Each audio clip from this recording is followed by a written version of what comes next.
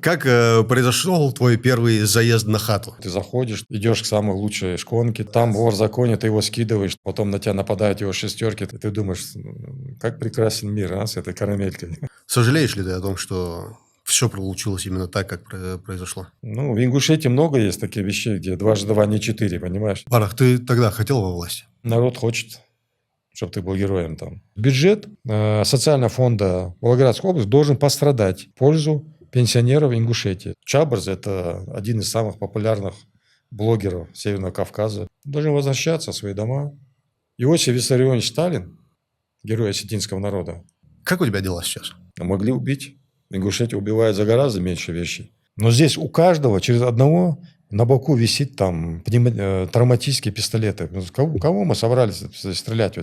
Он или дурак, или провокатор. Что для тебя свобода?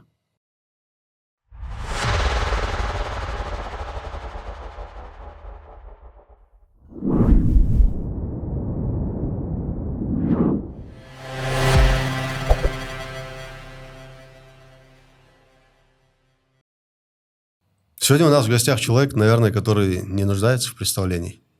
Барах Чемурзиев, ассаламу алейкум рахматуллах, сейди хала. Алейкум ассалам ва рахматуллахи ва баракатух. Барах, я накину несколько фактов, которые я знаю о тебе. Не от тебя, а от других людей. Ты скажешь все правильно, либо дополнишь, либо скажешь, этот факт ко мне не относится. Так или иначе, для зрителей, чтобы было понимание. Следующее о тебе могу я сказать. У Бараха два образования, одно из которых экономическое, и по этому образованию ты являешься кандидатом наук. Преподавал в Санкт-Петербургском финеке имени Вознесенского. На сегодняшний день ты являешься практикующим юристом, и при всем при этом, при наличии вот этого всего интеллигентного в отношении тебя, ты был осужден за экстремизм. И за решеткой ты находился на протяжении 6 лет. Я бы хотел, чтобы дальше ты чуть-чуть рассказал о себе, в частности, о семье. Ну и из того, что я сказал, можешь дополнительно что-нибудь прокомментировать, если имеешь такое желание. Ну, почти все правильно. Небольшие уточнения. Самое серьезное у меня образование – это было Грозненский политехнический техникум. Мы так далеко не углублялись. Тогда учили посерьезнее, чем в 90-х годах уже. Поэтому я до сих пор помню название дипломной работы, и каким трудом я писал, и как я чертил эту зону технического обслуживания Грозненского управления технологического транспорта. По черчению у меня была 3, потому что мне было лень подбирать твердость, мягкость карандашей. И у меня получилось неряшливое очень черчение. Сейчас это проще уже. Сейчас здесь программа, автокад, там уже карандаши уже не нужны. Можно без них обойтись, да. И я не 6 лет просидел в тюрьме, а 5 лет, 10 месяцев, 15 дней. Это очень важно. Я думаю, человек, который провел длительное время за решетку, он прям поминутно и ведет подсчет. Мы-то округлили чуть-чуть в большую сторону. Дай Аллах, чтобы это не повторилось ни на одну минуту, ни с кем. О семье. Что можешь рассказать немножко о своей семье? Я бы хотел от себя сказать, совсем недавно, относительно недавно, этот мир покинул твой отец, Аллах Гешдолцин. И при его жизни он был незрячий. То есть за тобой была вот эта необходимость ухода за ним. Я тоже считаю правильным, что необходимо это подчеркнуть, поскольку человек, который ухаживал за своим отцом, оказался далеке от него, это тоже стоит на это обратить внимание. Расскажи, пожалуйста, о семье своей. Да, отец 1937 года, он родился в Ахтиюртке. Ахтиюртке – это Сунжа, у нас сейчас называется, пригородный район Северной Осетии. Депортация, соответственно, ему было 7 лет. В 1957 году, может, даже в 1956, он вернулся тоже одним из первых. Ну, вернуться, соответственно, в пригородный район он не мог, поэтому на тот момент в Грозном предложили ингушам землю и работу. Поэтому почему в Грозном так много было ингушей? Около 40 тысяч ингушей было там. Это, в принципе, почти все были жители Пригородного района, бывшие жители Пригородного района. Они компактно селились, мы на Катаяме жили. Я учился в 55-й школе. В этой школе, насколько мне известно, и Дудаев учился, и Зязиков учился, и, по-моему, Аушев даже какое-то время. Ну, многие известные в Ингушетии люди. Вот. Отец, ну, все время водителем работал, мой отец. Ну, работал он в Грозном. Были такие автобусы, Грознефть у них было написано. Красные икаросы такие. Вот мой отец работал на таком автобусе последнее. То есть у него был один автобус, в 79 году ему дали, он до 89 года, по-моему, на нем работал, потом ему новый дали автобус. Вот. А этот новый автобус уже в 94 году скоропостижно скончался в результате военных действий. Вот. После этого в 99 году уже, когда Вторая война началась, они переехали. Я-то был в Питере. Вот. Ну, соответственно, я приезжал там, помогал им, но они практически самостоятельно переехали. Сначала в Ажурт переехали они, а потом оттуда уже в Троицкую переехали. Сейчас в Троицкой мы живем. Последние, да, 25 лет у него были проблемы со зрением. У него атрофировался зрительный нерв.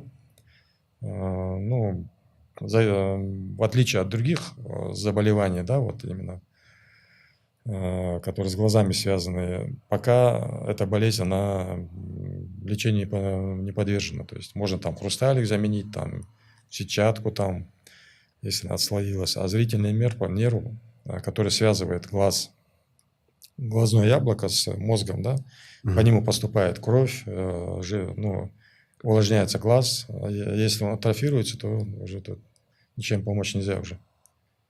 То есть сначала один глаз он потерял, потом уже второй глаз потерял, да. Твое нахождение в заключении повлияло на это? Ну, наверное, конечно, повлияло. Там. Но отец, он никогда эмоций не показывал, ну, как обычный. Не обычный, скажем так, а как типичный ингуш. То есть он все эмоции мужчина держал при себе. Даже будучи незрячим, он все равно каждый вечер выходил перед сном, проверял, надежно ли закрыты замки, дергал их, там, дверь, окна. Ну, соответственно, как отец семейства, защитник, вел себя до конца. Аллах долцу. Расскажи о своей семье, о детях. Состав своей семьи. Мне кажется, дети, мало кто это знает на широкую аудиторию. Ну, дети у меня по ингушским меркам, скажем так, у меня немного детей, скажем.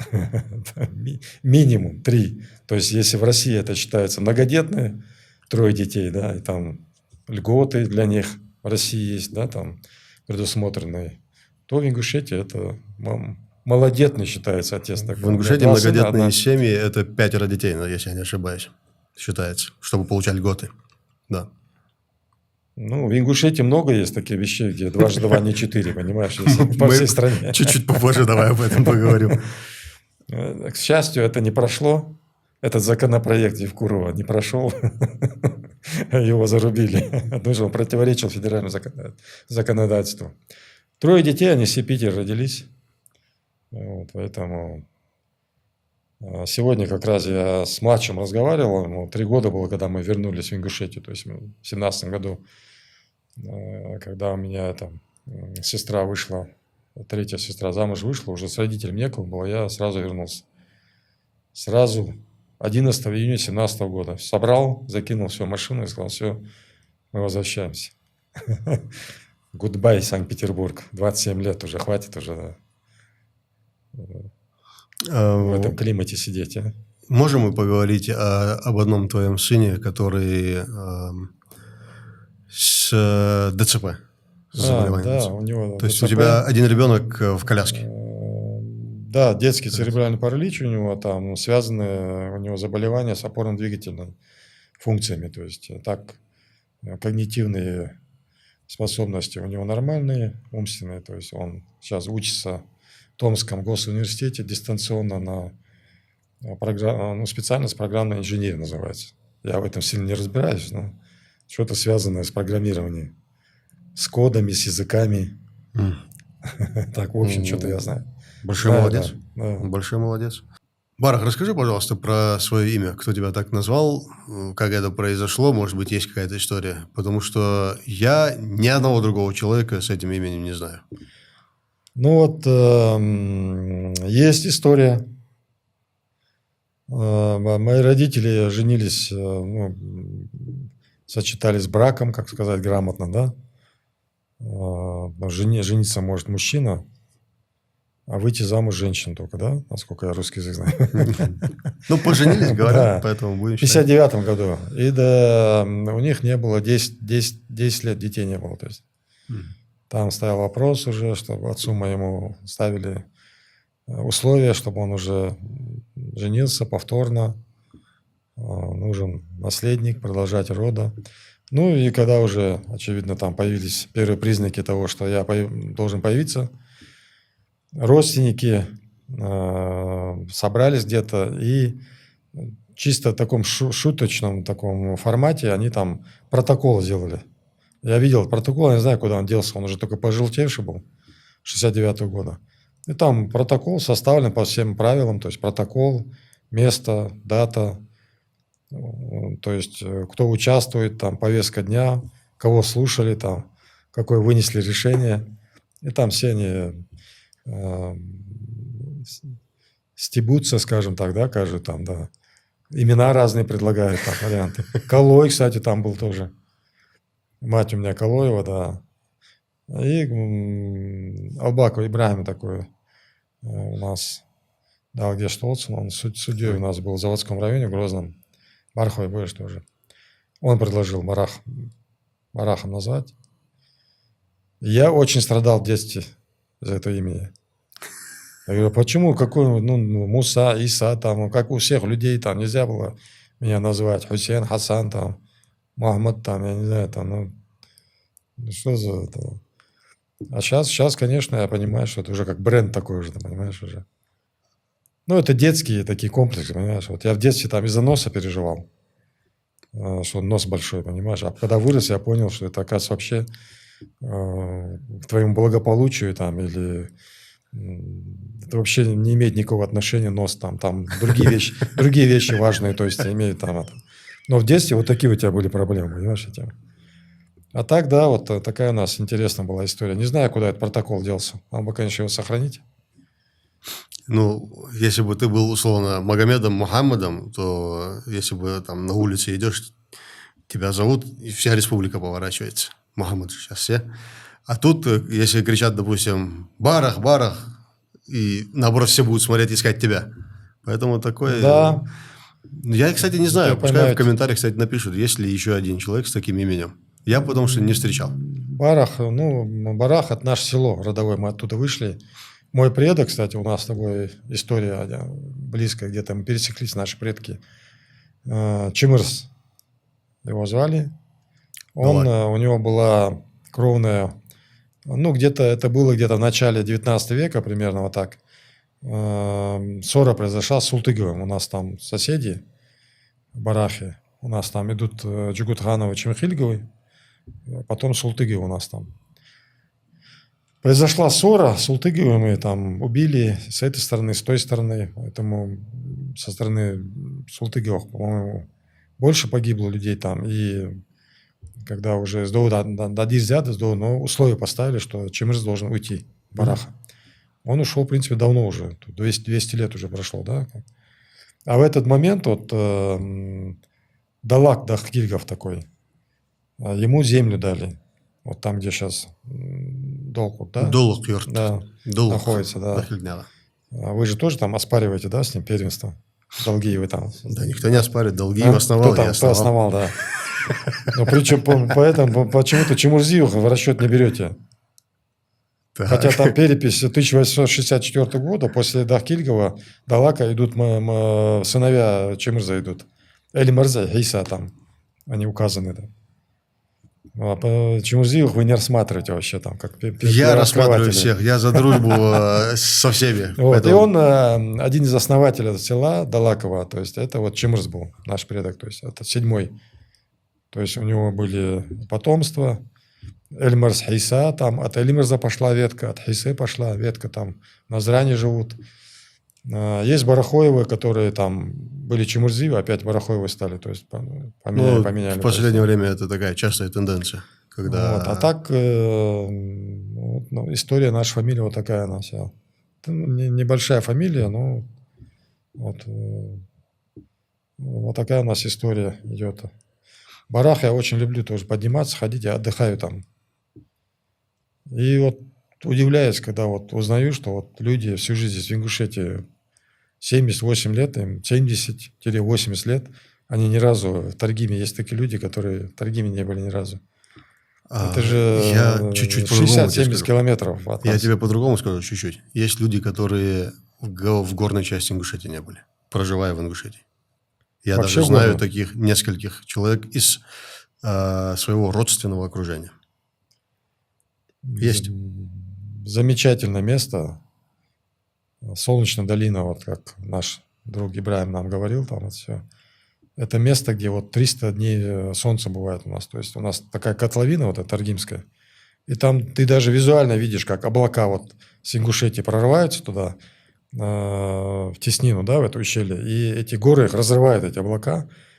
То есть дождевые облака не могут туда прорваться. Там солнце светит, потому что облака не могут прорваться, кругом горы стоят. И там постоянно солнечные дни бывают. Ты приходишь, походишь по горам, поднимешься там, отдыхаешь ты там. То есть вот эти все цивилизационные штучки, да, которые я тебе говорил там, да, вот эти апатии всякие, депрессии, меланхолия, это все там не про это, понимаешь? Цивилизованные штучки. Да, которые у людей там от безделия появляются, то есть бывает, у него все есть там, знаешь, вот у него там меланхолия, ему плохо, апатия там у него, психолог ему нужен там, еще что-нибудь там. Иди, поднимись в Таргим, походи там по горам там, побегай от медведя там, знаешь, у тебя все это пройдет сразу с медвежьей болезнью вместе. Как у тебя дела сейчас? А? Как вообще происходит адаптация твоя после выхода на волю? Расскажи теперь о себе. Вот у одного, пока я сидел, да, в тюрьме, я прочитал очень много книг. Ну, книги я так люблю с детства, а так в тюрьме там тебе уже деваться некуда, потому что интернета там нет, альтернативных источников, поэтому только книги остаются. Сейчас не могу сразу тебе напомнить автора там, но человек тоже сидел в тюрьме и говорит, что в тюрьме главное от себя не потерять там. Выйти из тюрьмы человеком. То есть, как ты пришел туда, так и выйти. Книги очень хорошо помогают там сохранить себя. Ну, то есть, тебя окружают. Ты спишь на железной шконке. Это кровать, да, ты знаешь, да? Я, к сожалению, знаю. Матрац, через который прошли десятки, а может сотни чужих тел. Не, сотня ты мало сказал. Когда он Больше. туда его купили, занесли, он, наверное, был там сантиметров 5, может быть, шириной, а потом уже он там сантиметр становится. Да? Решетки у тебя там. Окружение, конечно, оставляет желать лучшего, которое тебя там окружает. Там. Ну, конечно, как ты сам понимаешь, там людей интеллигентных очень мало, с кем можно поговорить о каких-то серьезных вещах. То есть. Вот. Поэтому книги, ты читаешь книгу, и ты погружаешься там в этот мир, изолируешь себя сам, внушаешь, что ты не в тюрьме находишься. То есть, в принципе, это помогает очень хорошо. Вот проблем бывает, когда человек не может себя контролировать, то есть и у него вот это замкнутое пространство, вот это общение с охранниками, на которых он там выплескивает все свои обиды жизненные. То есть охранник-то, он же чем виноват-то? Он же не может тебя из тюрьмы выпустить. Если он выпустит из тюрьмы тебя, его самого закроют, а тебя через некоторое время там опять поймают и еще срок тебе добавят там. У тебя претензии у тебя должны быть там к следователю, к судье, там, в первую очередь, к прокурору, там, а охранники что-то от них хочет там. Поэтому с ними надо поддерживать нормальные отношения, не кидаться на стены, то есть пытаться найти какие-то радости маленькие такие. В тюрьме тоже они бывают, там, например, там, стакан горячего чая, карамелька, лимонная, понимаешь, и ты думаешь, как прекрасен мир, с этой карамелькой, что она у тебя есть к чаю. То есть это тоже радость бывает. Истинный вкус воды понимаешь только когда испытываешь чувство жажды. А так ты даже думаешь, ну что это, вода там копейки стоит там. А когда у тебя жажда, тогда это ты думаешь, боже мой, какой же это волшебный напиток, это простая вода H2O. Поэтому, ну и друзья у меня аж кругом были друзья, везде мы друг друга поддерживали, там, в этом это тоже очень большое спасение было. То есть можно много там рассказывать, это, конечно, такой мир, свой своеобразный мир, там свои какие-то ценности там есть, какие-то герои, антигерои там есть. Можно много этому посвятить, ну, как тебе сказать, ну, такой опыт, ну, не нужен он, то есть не хотел бы я, чтобы там люди этот опыт перенимали, скажем так. Потому что не хотел бы, чтобы люди туда вообще попадали, в эти места. То есть это нехорошее место, ты теряешь там время, оно совершенно бессмысленное. Представь там сезон, например, я тебе как экономист говорю, да, 900 человек, например, сидит, да, Белый лебедь, Пятигорский. Вот год, например, да, каждый из них, если год просидел, получается 900 лет жизни пропадает, Ладно. так ведь? А сколько эти люди могли бы принести пользы там, да? Построить что-нибудь, сделать, создать там, детей завести, да? Так ведь? Но, может, кто-то сейчас послушает и скажет, там могли и хуже сделать, чем что-то построить и давай созидать. будем исходить из лучшего сначала. Конечно, Ну, там это да. могли и хуже сделать, да. Ну, если честно, я там каких-то серьезных там бандитов каких-то, знаешь, которые в фильмах там показывают, там не встречал. Серьезно, бандиты туда не попадают. Мне вспомнился момент из фильма «Побег из Шоушенка». Каждого Да, там, я когда смотрел несколько этот раз. главный герой заехал, скажем так, в эту тюрьму, он начинает задавать вопрос, за что тебя посадили, а тебя за что? И каждый отвечает, меня, смягчая это слово, опрокинул адвокат. И вот, ну, опять же, люди послушают и скажут, что, ну, что значит, серьезных там не бывает. Каждый в чем-то провинился, наверное, скажет. Ну, Разве нет? серьезно, я имею в виду там какие-то там ограбления банка, там, как в американских фильмах показывают, там 10 миллионов долларов украл, 100 миллионов долларов там украл. Ну, в основном так, все, по мелочи все так. Выражаясь Статистика. арестантским жаргоном, хочу тебе один вопрос задать. Да, у тебя тоже есть как- познание. В Афине работаешь, да, тоже? Не, я фильмы смотрю, я не более того. Ну, смотри, если ты там... Такие фильмы не смотри, да? А? Такие фильмы не смотри. Как произошел твой первый заезд на хату, скажем так? Расскажи вообще, что это за эмоции, что это за ощущения, кто вообще в камере находится, первые мысли. Есть же много разных видеороликов, которые говорят, Очень прозаично. правильно заходить и нужно знать вот это. Это все миф или, может быть, наоборот? Нет, подтвердишь? очень прозаично так заходишь. Не так, как фильмы показывают, ты заходишь там, идешь к самой лучшей шконке там в углу, да? Там вор в законе, ты его скидываешь, там потом на тебя нападают его шестерки, ты их раскидываешь всех. Нет, такого не было. Просто зашел, сказал, где тут свободная шконка. Они сами тебе показывают, говорят, вот свободная шконка, ложись. Занимаешь шконку, осматриваешься, изучаешь контингент, а потом уже начинаешь действовать уже. Улучшаешь все позиции, передвигаешься ближе к окну. Вот это презрение или ненависть изначально по умолчанию встроенное в киногероев, скажем так, оно есть или же это совсем не так? Нет, ну, во-первых, впереди нас шла слава. То есть о вас уже знали, это был мой Нас уже последующий знали, вопрос. да, к нашему приему готовились все, да, то есть мы уже на готовенькое приходили уже, то есть мы еще «Белый лебедь», ну, сначала мы были в Нальчике, потом, когда нас «Белый лебедь» перевозили, уже там, в принципе, мы уже знали, в каких мы будем там хатах, так называют их, арестанты, потому что это дом твой уже, понимаешь, нельзя говорить камера. Надо говорить, это хата, потому что это твой дом, ты должен жить там, это семья твоя, которая... Я же по-арестантски задал этот вопрос, правильно же сформулировал? На хату. Да, хата, да. Ты заезжаешь, и мы уже знали, где мы будем. Мы еще не доехали, уже знали, где будем. Потому что там уже наш товарищ уже сидел, там уже все, уже подготовил нам все. Не буду называть его имя, чтобы не Да, было мы проблем, да. опустим эти нюансы. Просто интересно знать. Самый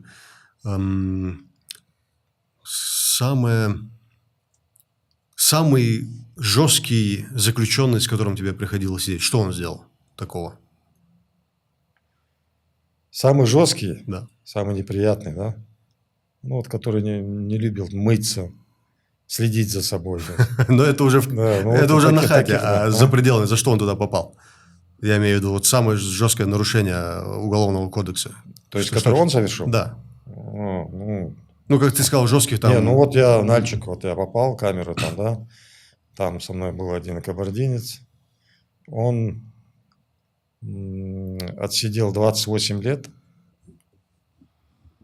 и туда заехал, как говорят, так, я думаю, и ты меня простишь, и те, кто нас будет слушать, и то, что у меня иногда проскальзывает, лексика все-таки заехала, значит, в тюрьму попал, да? Опять за убийство. То есть 28 лет отсидел и опять заехал за убийство. То есть, ну, там 8 лет ему дали, он уехал. То есть, соответственно, он 34 года. Ну, может, он даже сейчас вышел уже. 3-4 года должен был отсидеть. То есть. А так очень много там было ребят, которые, ну, заезжали по статьям 205, там террористическая статья, ну, потом начали уже вот экстремистская статья 281.1. Их там много. Ну, очень много мошенников. 158 статья очень много. 159 статья очень много бизнесменов, предпринимателей заезжают. И сотрудники бывшие тоже. По 159 заезжают часто статьи. Мошенничество. Чиновники, бывшие министры, вице-премьеры. Ну, очень много людей мы там увидели. Со всего Северного Кавказа, разной национальности. Евреи, греки, армяне, калмыки, карачаевцы, осетины, все дагестанцы. Разные национальности были. Сейчас у тебя какие ограничения на воле? Сейчас у меня административный надзор в течение 8 лет. Потому что статья тяжкая и 282.1 – это организация экстремистского общества. Обязательно должен быть административный надзор один раз. В неделю? Один раз в месяц? Ну, там есть разные периоды. Можно отмечаться каждую неделю, но мне один раз в месяц суд поставил. Потому что я пока ничего не нарушал. И никаких оснований там ужесточать мне нету этого. Ну и мне запретили участвовать в демонстрациях, митингах и шествиях. Ну, в принципе, за это я на них не в обиде. А кто сам не хочу. Но чувство юмора либо оно усиливалось, либо ты его не потерял точно. Нет, чувство юмора нельзя в тюрьме терять. Ты что? Иначе тебя хана сразу там. О, извини, опять вырвалось. Не, мы все понимаем, мы все прощаем. Это нормально. Наш подкаст должен был состояться, я его анонсировал еще раньше, в ноябре прошлого года, 25-го. Он не состоялся. Можешь сказать, по какой причине? Почему он состоялся сейчас, спустя больше полугода? Ну, Аллах Субхану ва Тааля говорит нам, что победа приходит с терпением. Аллах любит терпеливых. Поэтому, надо было подождать немного. Подождать, надо терпеть чуть-чуть. Это качество, которое ингуши, вот сами ингуши, да, это очень сильный народ. Очень сильный народ, мужчины и женщины очень сильные, то есть ментально очень сильные. Вот, например, даже если руку пожимаешь, да, ингушу, да, вот чувствуется, что у него рука такая, привыкшая к физическому труду, или там по нашему обычаю, как мы, мархейтивый, мархейтыч, там, ты по спине ударишь, чувствуешь, там у него проходят хорошие, развитые, широчайшие мышцы, там, да, вот там вдоль спины идут, то есть. А к чему я это говорю? Я говорю, у нас очень много хороших качеств, да, но вот с терпением у нас не очень так. Сабар, что дейш девен. Сабар – это одно из распространенных слов тоже в Коране. Очень часто повторяется сабар. Поэтому терпеть надо, и все будет. Сегодня мы с тобой встретились же. Все, а? Сегодня мы встретились. Да. Дай Аллах, чтобы это было благоприятно для всех. Провели, да. Почему ты решил принять участие в подкасте? Слушай, Чабрз – это один из самых популярных блогеров Северного Кавказа, без преувеличения. Кстати Да, говоря, поэтому попасть к нему на подкаст – это очень большая удача. ну, я благодарю за лестные слова, я с этим не совсем Согласен? согласен. Не совсем согласен, но у меня есть инфа, А что... тебе приятно, да, все равно? Что, конечно, приятно. Ну, я больше люблю Здесь все конструктивную любят, да. критику. А на комплиментах можно чуть-чуть это расслабиться. Но и у меня есть инфа, что вы на хатах смотрели мои выпуски некоторые. Есть у меня такая инфа. Как это, кстати, было возможно? Это во сне было все. Это- Во сне мы видели твои подкасты, да, не знаю почему. Но если ты очень что-то хочешь, то у тебя это получается. Поэтому во сне, да, я видел твои подкасты. Ну, окей. А вот помимо того, что, как ты сказал, это большая удача здесь оказаться, чуть конкретики, может, добавишь? Ну, конечно, я хотел бы с собой поговорить там о многих вещах, не только обо мне, о моей скромной персоне, потому что я-то понимаю, там, народу нужны герои, хочешь ты, не хочешь, народ хочет, чтобы ты был героем там. Вот ты и сам понимаешь, что ты не тянешь там на эту позицию, ну, что делать там. И тем не менее, я больше хотел бы, чтобы мы с тобой не обо мне говорили, там, например, а о том, прошлое – это прошлое, то есть, да, ну, мы должны его знать, делать уроки, но мы должны жить настоящим, будущим, так ведь? Это мы должны как бы обсуждать проблемы, я хотел обсудить. Как ты понимаешь, у меня было много времени подумать в тюрьме наедине с самим собой, поэтому есть очень много вопросов, которые бы я хотел бы с тобой обсудить, изложить свою точку зрения, там, можно она неправильно будет, ну, Аллах принимает по намерениям все. Пример привожу. В лагере там было 70 ингушей примерно, да, вот. Очень много ингушей там в лагере, короче, там 700 человек, считаю, 70 ингушей, 10%. Ну, русских в основном больше, да, потом ингуши, армяне там идут. И вот там один у меня был товарищ, он мне говорил, ну вот вы на митинге ходили, там, вот вас посадили из-за этого, что ты добился там? Я говорю, ну вот ты же не ходил на митинги, я говорю, и остальные 70 человек, вы же тоже тут со мной сидите, я говорю. И все, ему больше нечего было сказать. Но Ну, большая разница, я говорю, между тобой и мной. Мои родители сейчас дома с гордостью сидят и рассказывают, за что я сижу. А твои, наверное, говорят, что ты командировку уехал куда-нибудь там. Или тебе подкинули наркотики. А так ты не виноват ни в чем. Уехал на заработки. А? Уехал на Да, заработки. папа наш уехал в командировку там или что, скоро вернется. Да. Как в песне ЛК. А? Как в песне ЛК. Поэтому от этого никто не застрахован. Вот были люди, которые на митинге, то есть поддерживали Евкурова, они тоже с нами сидели в тюрьме. Это их не спасло.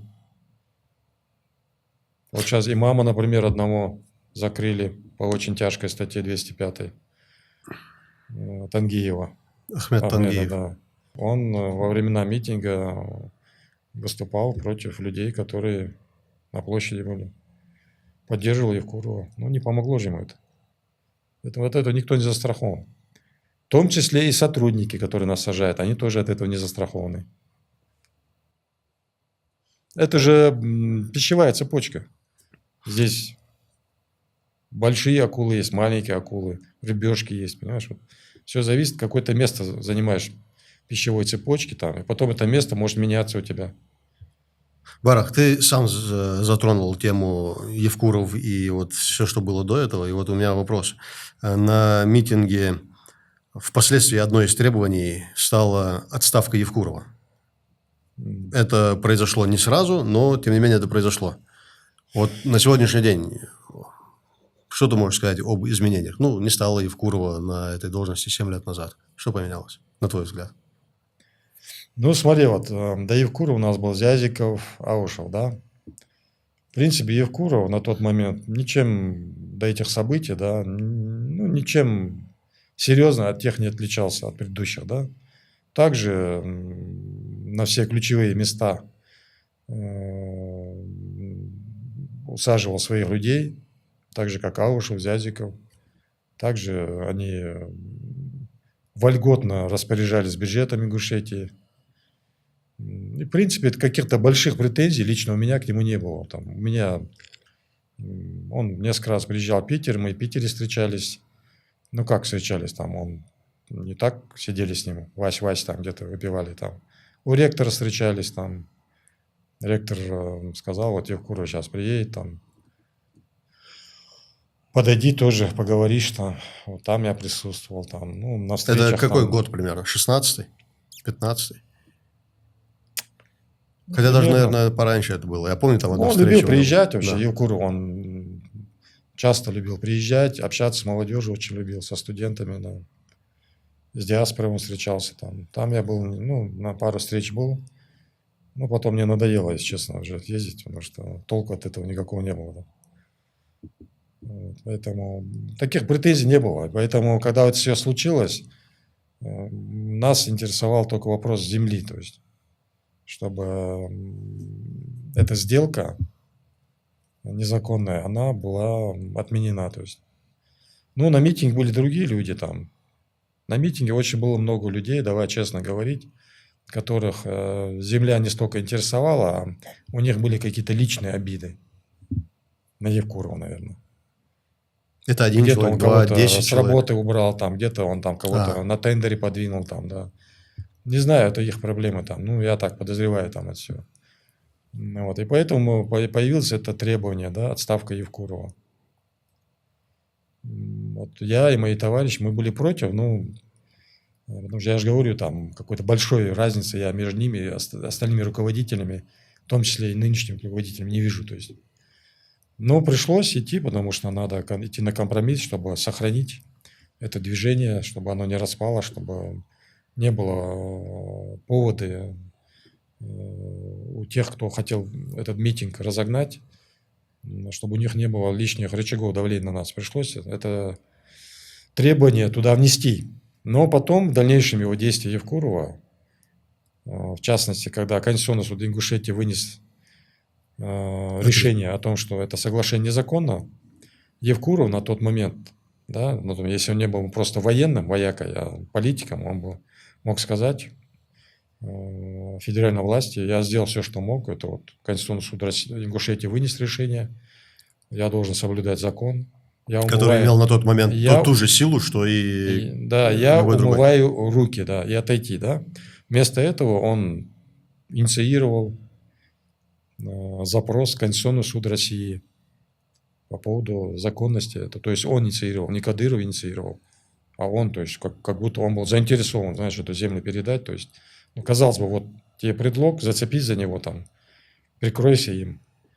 После этого, конечно, уже это требование его отставки, оно вышло на первый план, потому что уже было ясно, что проблема в нем была. Марах, вот я слушаю тебя и думаю, что, допустим, вот первое и единственное требование не передачи земель в 2018 году во время митинга, оно впоследствии, чем бы ни завершился этот митинг, оно так и за собой подтянуло бы вот это условие отставки Евкурова. Не было, у меня возникает такое ощущение, что вот дополнительно закидывать вот эти требования, дополнительно, оно сделано для того, чтобы распылить основную цель вообще и дискредитировать то, что на тот момент, для чего люди собирались. Мне кажется, может так подумать человек, который нас сейчас слушает, нет? Не, ну, во-первых, мы отдавали себе отчет, что сам на этом митинге присутствовали не только явные сотрудники органов, да, спецслужб, но переодетые и внештатные сотрудники. И те лица, на которых у сотрудников был какой-то компромат, ну, не говоря уже просто о дураках, понимаешь, которым все равно там какие требования выдвигать, лишь бы вот их видели, их слышали, то есть. Очень много провокаторов, очень много внештатных сотрудников. Это и ты должен понимать, и все остальные должны понимать. Вот, например, там где-нибудь в сетях, в интернете может сидеть какой-то Ильяс и там писать какие-то вещи, прославляющие, там, восхваляющие ислам, мусульман и унижающие, например, христиан там или еще кого-то, осетин. А потом, когда ты проверишь, там, выясняется, что он не Ильяс, а Илья. К ингушам никакого отношения не имеет. И молодежь даже, вот, ну, реагируют на такие, не реагируют, вернее, на такие вот простые, как бы, проверочные мероприятия. То есть человек, который в интернете там пишет какие-то вещи, которые находятся на грани, да, нарушения закона, он или дурак, или провокатор. Еще неизвестно, что хуже, Что понимаешь, хуже? что да. Да. Поэтому в любом случае, ну, это я чуть-чуть отвлекся, то есть, но в любом случае надо понимать, что там на митинге было очень много таких людей, и дураков, и провокаторов. И мы очень, вот, и я, и мои товарищи, очень, нам приходилось очень сильно лавировать, искать компромиссы, чтобы вот, довести до конца свою цель, да, потому что любую цель можно достичь разными путями, то есть главное достичь цели, то есть приходилось идти на компромиссы, приходилось уступать что-то, где-то стоять на своем, то есть шаг назад, два вперед делать, то есть без этого невозможно добиться. Представь, 2 недели митинг. Вот, например, свадьбу даже провести, и то проблема, так ведь? Ты за неделю готовишься, там, да, вот А там, здесь десятки день, тысяч кого людей. я позвал, вызвал, этого пригласили, того вы, этому деньги дали, тому не дали, там, этот пришел, тот не пришел, там, это купили, это не купили. А здесь 2 недели на улице люди, просто 2 недели на улице люди стоят, надо обеспечить порядок, подвести воду там, чтобы места для моления у них были там, одновременно вести переговоры там с властью, да, одновременно вести переговоры с какими-то радикалами там, находить какую-то точку, компромисс какой-то, да, находить. Это же не просто же это все делать. Ты можешь упереться и все сломать, то есть можешь, если не будешь какую-то гибкость проявлять там это. Вообще, это такое вот, ну, я не знаю, там историки потом оценят, это такое, вот эти митинги, да, вот потом этот съезд, Всемирный съезд ингушского народа, да, следующий митинг, да, вот, ну, он на меня колоссальное впечатление вот это все произвело. Я вот был поражен, насколько вот у нас, если мы умеем то с хорошие вот эти струны в народе нажать на эти струны, да, то есть какую хорошую, какие позитивные, то есть результаты мы можем получать на это. И при этом никто не погиб, вот, никто даже не ранен был, кровь не пролилась, это же удивительно вообще, понимаешь? Тут на дорогу выйдешь, не знаешь уже, ты до дома доедешь или нет, а здесь 2 недели, 24 часа в сутки, 24/7, представляешь, это ситуация, это контролировать. Это очень серьезный опыт такой, очень серьезный опыт и очень серьезная команда была. Барах, ты тогда хотел во власти? Ну, если честно, хотел, да. Ну, хотел, потому что я там, какая-то у меня была наивность такая, да, то есть я думаю, у многих молодых людей, мы с тобой это обсуждали, есть такое у них. Они думают, если вот они сейчас выйдут на какую-то позицию, там, да, министра там, или еще кого-нибудь, то они там все изменят. Вот есть экономика Ингушетии, да, вот меня назначат министром экономики, я там все переверну, у нас вот Дубай сразу превратится, там, мы всех там обгоним всех соседей, там у нас больше всего и награда будет, там, картошки, того, всего. Или там, если я стану министром культуры, там, у нас там большой театр появится здесь в Ингушетии. Ну, вот такие есть, конечно. На самом деле, конечно, этого ничего не будет. Потому что сегодня не только от министра, сегодня от главы республики-то, в принципе, ничего не зависит. Потому что все согласует Москва. Это ты сейчас говоришь конкретно про наш регион или в целом? Ну, у тебя здесь был гость, это по всей России такой. У тебя здесь был гость, бывший глава администрации Евкурова. Ну, еще какие-то он тоже занимал там. Асхаб Гойко.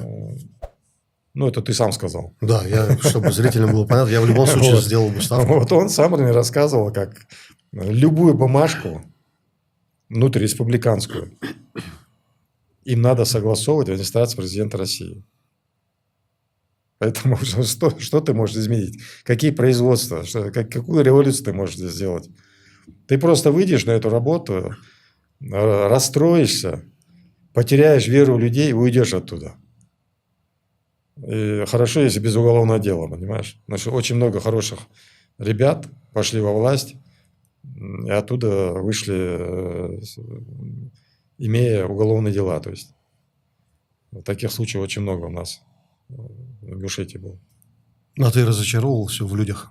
Вот за этот период, что ты сидел за решеткой, осмысливал что-то из прошлого, недавнего прошлого? Нет, ну видишь, я уже попал в тюрьму, мне уже 50 лет было. Уже поздно, уже. Если ты 50 лет еще в людях не научился разбираться там хотя бы, ну уже, значит, у тебя большие проблемы. Но я говорю именно из тех Нет, событий, я не из-за зачем. Люди которых ты разные оказался. бывают. Вот моя одна такая притча любимая, да, такая. Она следующая. То есть вот утро, каждое утро наступает, каждый день, да, рабочий, пчела. Пчела вылетает, и она ищет цветы, красивые цветы она ищет, которые хорошо пахнут, красиво, да, нектар собирает. Она больше ничего не видит только. И она видит таких же пчел, как она. Вот она вылетает, работает, собирает нектар, мед там. Одновременно с ней этим же утром просыпается навозная муха. Она тоже вылетает. Но она не видит никаких красивых цветов, не собирает нектар. Она ищет навозную кучу, где такие же, как она, понимаешь, сидят. Поэтому смысл этой притчи в том, что каждый из нас выбирает себе окружение, понимаешь, с кем ему общаться, с кем ему дружить там.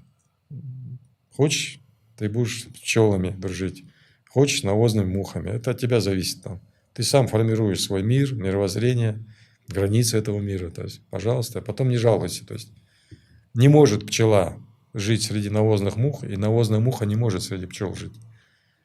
Поэтому ты хочешь и не хочешь, ты все равно будешь подбирать, и вокруг тебя будет формироваться такой круг людей, которые в чем-то, не в чем-то, а вот у которых есть такие же принципы, как у тебя, мировоззрение, отношение к себе, к окружающим, к республике, то есть к чему-то другому, больше к религии, то есть это все это. Ты потихоньку сам будешь это формировать, это мир свой. И ты комфортно себя будешь в нем чувствовать, потому что ты не будешь замечать навозных мух. Завершая тему вот этой истории, заключительный вопрос. Сожалеешь ли ты о том, что все получилось именно так, как произошло? Ну, Хотел бы ты как-то один. по-другому это Не, обыграть? как у Все в нас руках Всевышнего, мы все это да, знаем, да, у но нас есть мысли хадисы, посещают. которыми руководствуемся в жизни, да. И один из хадисов говорит, что то, что с тобой должно было случиться, не могло тебя обойти. А то, что с тобой не могло случиться, соответственно, не могло с тобой случиться, да, это, то есть, ну, так, вольную трактовку я сделал его, да. Поэтому это должно было случиться, я же тебе говорю. Вот бывает такая ситуация, да, у тебя тоже, наверное, да, вот у меня уже этого нету, то есть мне уже скоро 60 лет, а тебе 35 еще нету, да. И Уже у тебя, есть. наверное, появляются, да, Уже такие есть. мысли, вот, надо было мне вот вчера вот так сделать, вот почему я ему так не сделал, вот надо было ему там заехать ему в лобешник там, а я ему не заехал, то есть ты не мог там в тот момент поступить так, например, вот когда мне, например, было 18 лет, 20 лет, 25, я мог поступать только так в те годы, какие-то решения принимать, да, которые на тот момент соответствовали моему опыту, моему уму, там, да, вот, моим познаниям людей. То есть я не мог, когда мне 18 лет, принять какое-то мудрое решение. Потому что 18 лет у меня другие были проблемы там в жизни, у меня, ну, приоритеты были, то есть. И, ну, а если ты, конечно, в 57 лет делаешь такие же легкомысленные поступки, как 18 лет, ну, это тоже, конечно, большие проблемы у тебя в будущем, то есть. Поэтому, как тебе сказать, какое разочарование? Нет, мы не должны думать, тоже есть такой хадис от пророка у нас идет, о том, что никогда не сожалей о том, что было. То есть, то, что было, это прошло. Это все предопределено, все написано, да? Перья понятые, чернила высохли. Это все так должно было случиться. Значит, я должен был заехать в тюрьму.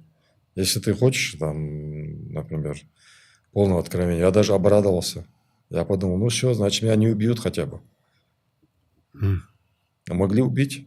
В Ингушетии убивают за гораздо меньше вещей, чем когда ты, например, срываешь тендеры людей на миллиардные тендеры, представляешь, там чиновники договариваются, а ты приходишь такой там умный там и срываешь им тендеры там.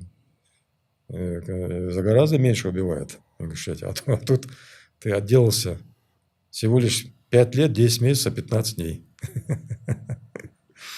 Одно из твоих высказываний, я бы хотел бы его процитировать, это 2018 год, ноябрь, через некоторое короткое время после первого этого митинга. Вечер памяти жертв геноцида 92 года. Ты сидел на трибуне с Марьям Яндиевой, и в полемике с одним из присутствующих из зала, который на его высказывание ты сказал: а мы белые и пушистые. То есть это было про осетин и ингушей. То есть он говорил, что во всем виновата одна сторона. Ты выдал вот такую фразу. Это была ошибка, из-за которой ты сейчас жалеешь, или же тебя неправильно поняли? Может, и ошибка была, может, и неправильно поняли. Ну, во-первых, там со временем был цейтнот, объяснить подробно, что я хотел. У меня не получилось. Ну, во-первых, я был слабый как политик, я сейчас слабый как политик. Политик, он всегда говорит то, что нравится людям, поэтому они ему хлопают. То есть на этом мероприятии надо было говорить, вот как ты говоришь, там, что во всем виноваты осетины, что вот мы такие хорошие, там все. Ну, я бы как триумфатор покинул бы его там. Но проблема при этом не была бы решена. То есть дальше. Она же сейчас не решена, проблема. И там многие же там говорили выгнать там Чемурзиева после этого из республики, там, как будто это, я не знаю, Рио-де-Жанейро или Монако, там отсюда выгнать это. Я сам могу уехать там, это не проблема. Ну, вот меня посадили на 6 лет. Ну и что, эти люди что-то изменили? Они вернули Пригородный район. Они разобрались с коррупцией.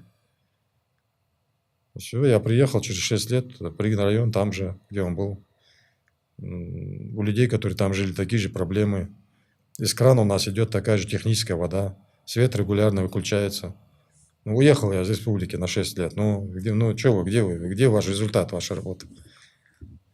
Ну, это Да. логичные контраргументы, Ну, после этих контрвопросы. событий там же, помнишь, там встречались люди, вот и времени не жалко было, там столы, там видеоконференц-связи с Парижем была, где они обсуждали меня там, что меня там Осетин Балоев заслал сюда. Осетин Балоев это близкий друг Путина. Вот жил бы я в Питере, в Хрущевке, в квартире, ездил бы я сегодня на китайской машине, если бы у меня в друзьях был близкий друг Путина. И вообще был бы я в Ингушетии тогда вообще. Ну, кто-то может сказать, что это конспирация? Так может, да, абсурд, любой абсурд можно, понимаешь, это довести, там, конспирации, там, придумать, там. Конечно, никакие осетины меня не прислали, это все просто, это нужно было сказать, чтобы это чудовищно выглядело, все, понимаешь? Да? Ну, накинуть еще побольше пуха. Слушай, откуда у тебя это познания все эти, а? Я так-то... Терминологии там. Что, готовишься, читаешь? Может быть, и на воле, но тоже много чего чего тебе не поможет это все равно. А то, что я серьезно с тобой поговорим, вот серьезно мы с тобой разговаривали, вот смотри, там был вопрос, вот представь, например, меня избил кто-то, да? Кто-то меня избил. И я прихожу к тебе и рассказываю тебе все время. Чабурз, вот меня избил там этот Махмуд. Избил меня, унизил меня. Один день, второй день. И так 30 лет продолжается. Ты же мне скажешь, Чабурз, ну слушай, барах, ты или рот закрой свой, или разберись с этим Махмудом там. Что ты мне каждый день рассказываешь об этом? Понимаешь ты? Вот как бы это ни звучало там, но если у нас... Чтобы сейчас не было недопонимания, избило и так далее. Это просто пусть будет недопонимание, понимаешь, это... Пусть будет недопонимание. Если у нас есть проблема, надо решать проблему. Если ты не можешь решить проблему, Аллах, атлес, Бог, Аллах, скайлегионся. Это самый лучший суд. Аллах здесь же. Если ты не смог эту решить проблему, а мы не решили эту проблему, не смогли ее решить, то переложи это. Аллах, Аллах, себе Бог, Аллах, скайлегионся. А в Айдах, здесь мы жить должны, понимаешь, сегодня. Надо жить. Бези, нравится нам осетины или не нравится, нравится нам чеченцы или не нравится. Мы должны жить. И элита наша, ингушская, должна понимать, что если она, например, создает какие-то негативные условия, то, ну, например, там плохие отношения там с осетинами или с чеченцами, то от этого страдают десятки тысяч людей, которые имеют родственные связи, которые занимаются бизнесом, которые ездят лечиться в больницы и туда, и в ту сторону, и в эту сторону. Это надо понимать, это элита. Для этого есть элита. Потом она должна нарративы устанавливать, она должна направление нам давать развитие. Когда я преподавал, в основном стратегическое планирование было. Стратегия развития – это что такое? Это установление долгосрочных целей и задач, утверждение курса действий, распределение ресурсов для их достижения. У нас должна быть стратегия, понимаешь ты? И с осетинами, и с чеченцами, потому что нам с ними жить надо. Наши дети должны жить, наши внуки, иншаллах, будут жить, понимаешь? Нравятся нам они, не нравятся. Мы должны находить какие-то точки соприкосновения. Если есть какая-то проблема у тебя, да, с каким-то негодяем, осетином там, да, у этого человека есть конкретная фамилия, имя, отчество, решай, не надо на весь народ это все перекладывать. Вот какие у нас, например, территориальные претензии там с иронцами или дегорцами, например, да, вот осетины, они состоят из нескольких этнических групп, да, там у них есть дегорцы, иронцы, кударцы, да. В селах Пригородного района в основной своей массе, там, может, единицы какие-то есть, в бывших селах ингушских, в бывших домах наших дедушек, бабушек, да, не живут иронцы, например, или дегорцы, тем более, не живут там.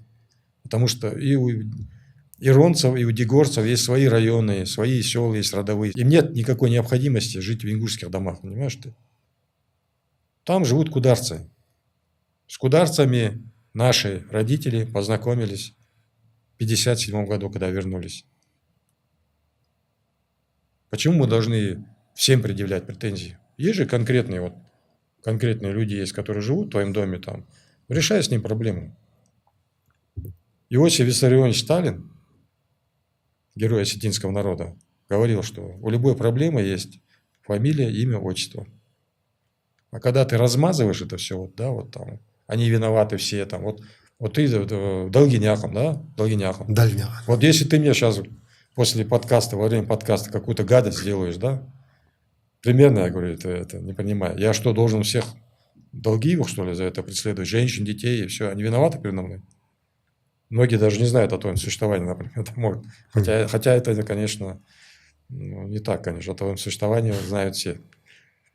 Ну, правильно я говорю? Но аналогия, Если один на мой чеченец взгляд, мне правильно. сделал плохо, я что, должен на весь чеченский народ это перекладывать? Или нет? Нет. Ну, не должно же двойных стандартов быть у нас. Я считаю, что нет. Я думаю, зрители, которые нас смотрят, тоже так считают. Хотя, чтобы мне аплодировали, да, вот там, я должен был сейчас тебе сказать, все осетины негодяи, там надо их преследовать, там они заняли наши земли, там. Ну и что из этого там? Мы разойдемся с тобой, проблема не будет решена или не будет решена? Это усугубится. А? Усугубится все, если так сказать. Конечно, усугубиться, потому что надо выявлять причины этого и решать эти проблемы. А проблема в чем? Она же не изменилась после этого вечера. Вот как было тогда в Пригородном районе, например, там я сейчас, цифры я не помню, примерно порядок цифр, там 120 тысяч человек живет, ингушей там 25 тысяч было, да. Ничего не изменилось, там так, вот эта численная пропорция, она так и сохранилась, понимаешь? Я давно не задавал этот вопрос, но вот в ответе на один из вопросов ты упомянул, и у меня появилось желание вновь реанимировать это. Как ты считаешь, в чем национальная идея ингушского народа и вообще есть ли она? Плодите и размножайтесь. Или в Библии, или в Ветхом Завете это есть. Плодиться надо и размножаться. Возможно, пока это один из лучших ответов, Да. которые я если слышу. так серьезно, конечно, это и нужно давать хорошее образование детям. Потому что образование – это единственное, что у тебя не могут отнять, только вместе с жизнью могут отнять, так, и вместе с головой. То есть у тебя машину могут забрать, там, мотоцикл твой там, или мою машину там, да. То есть сегодня ты гордо ездишь, там, завтра у тебя могут забрать ее там, например, или у меня там машина, да. Дом могут отнять, наши родители об этом прекрасно знают, что родину могут лишить, понимаешь. Но когда человек образованный, когда у него приоритеты правильно расставлены, когда он знает, что такое хорошо, что такое плохо, истинные ценности, ты можешь его раздеть, выкинуть куда угодно. во Францию выкини, в Америку его там, или в России оставил. Он через некоторое время он опять станет на ноги, обрастет этими материальными благами. И, в принципе, у него ничего не изменится. А если человек глупый, если он необразованный, если он не знает, как обращаться с деньгами, то есть, да, приоритеты расставлять, ну, даже если ему от родителей там что-то досталось, наследство, он через некоторое время это все похерит, знаешь, у него ничего не останется. Потому что он просто проест это все. Вот то, что наследие тебе оставили, предки, ты его проешь, и все, и на ноль сядешь. То есть. Вот, поэтому, если, например, ты меня если спросишь, там, что нам делать, там, все, кто жили вот, в Пригном районе, да, они должны возвращаться, свои дома занимать, ремонтировать там. Их родители, их деды с большим трудом в 1957 году туда возвращались. Рыли землянки. Во дворе своего дома жили, понимаешь, когда вот люди, которые заняли дом, там жили, они жили с большим трудом, трудоустраивали, занимали позиции там, чтобы стать на ноги, чтобы детей своих поднять. Если сегодня там их наследие, то есть его не использовать, то есть, ну, это будет большая ошибка у нас. Должны возвращаться в свои дома. Законы Российской Федерации нам это не запрещают. Если кто-то нарушение законов этому сопротивляется, то, соответственно, адресно с этим человеком надо разбираться, не обвиняя в этом целые национальности, то есть не обвиняя там. Там разные люди есть, понимаешь, что это. Но это банальность, я тебе скажу, но плохих народов не бывает. Вот у нас в тюрьме один из наших близких товарищей был осетин, который вот пока мы там находились, он нам помогал, реально помогал. Понимаешь, вот я вот сейчас говорю, например, да, вот сейчас, у него осетин там друг. Я, по крайней мере, я мусульманин, надо быть благодарным, надо быть, понимаешь, если человек тебе помогал, неважно какой национальности, надо говорить, вот он помогал мне. Просто я его называть не буду, потому что у человека могут проблемы там быть, да. Но это был наш близкий товарищ там. И надеюсь, он и сейчас останется нашим близким товарищем. Вот. А были люди ингуши, понимаешь, стопроцентные, которые в уголовном деле там из 200 томов у нас состоит, которые против нас показания давали. Стопроцентные ингуши, ДНК, J2A1, какой там у нас там ДНК там. Они такие четкие показания давали там, что следователь говорил, какие показания хорошие он дал, а? И в апелляции, в кассации, когда мы жаловались там, что нас незаконно осудили, судьи нам говорили, а вот подсудимые говорят о своей невиновности. Между тем, свидетель такой-то, такой-то, такой-то говорит так-то, так-то, так-то, понимаешь? Поэтому ты вот говоришь, в людях там ты разочаровался. Нет, я не разочаровался. На мой скромный взгляд, я начал, мне кажется, лучше разбираться в людях. Потому что там, ну, ты живешь в ограниченном пространстве. Представь, 6 лет просидеть в комнате, меньше этой комнаты, например, посидеть. И там разные люди заходят. Ты не знаешь, что у него. Ты просто глаза ему смотришь. Выражение его глаз, там, выражение его лица. Уже ты понимаешь, что он думает, там, что он собирается делать. Уже через некоторое время ты уже вот чисто вот мимика. Уже он может ничего не говорить, ты уже понимаешь, что он из себя представляет. То есть, это хороший опыт такой. Хороший опыт. Барх, а чего не хватает ингушскому народу на сегодняшний день, на твой взгляд? Ну вот, я уже говорил тебе, что ингуши, это сильный народ. Вот есть такое даже исследование.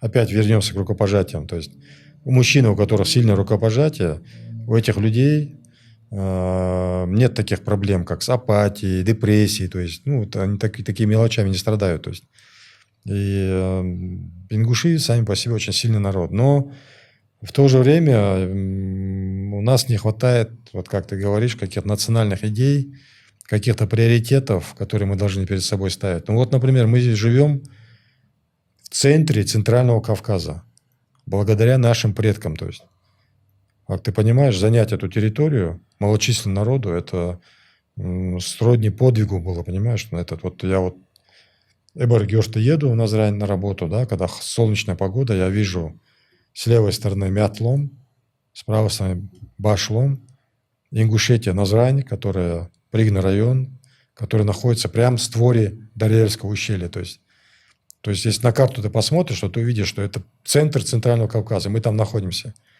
И любой народ, который занимает эту территорию, он должен дивиденды получать просто от того, что он на этой территории находится. Просто от того, что он стоит у калитки и пропускает там ты там на рынок заезжаешь, там человек со шлагбаумом стоит и деньги собирает просто за то, что он управляет шлагбаумом. Вот мы просто за эти должны даже деньги получать, понимаешь, даже если ничего делать не будем.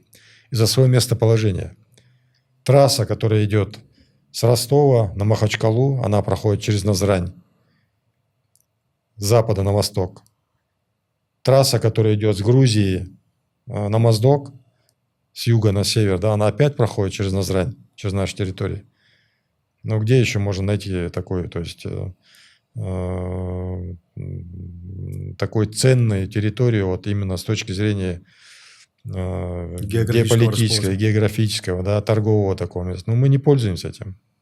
На самом деле вот такие рынки, как, например, в Хасавюрте или в Пятигорске, они должны быть в Назране.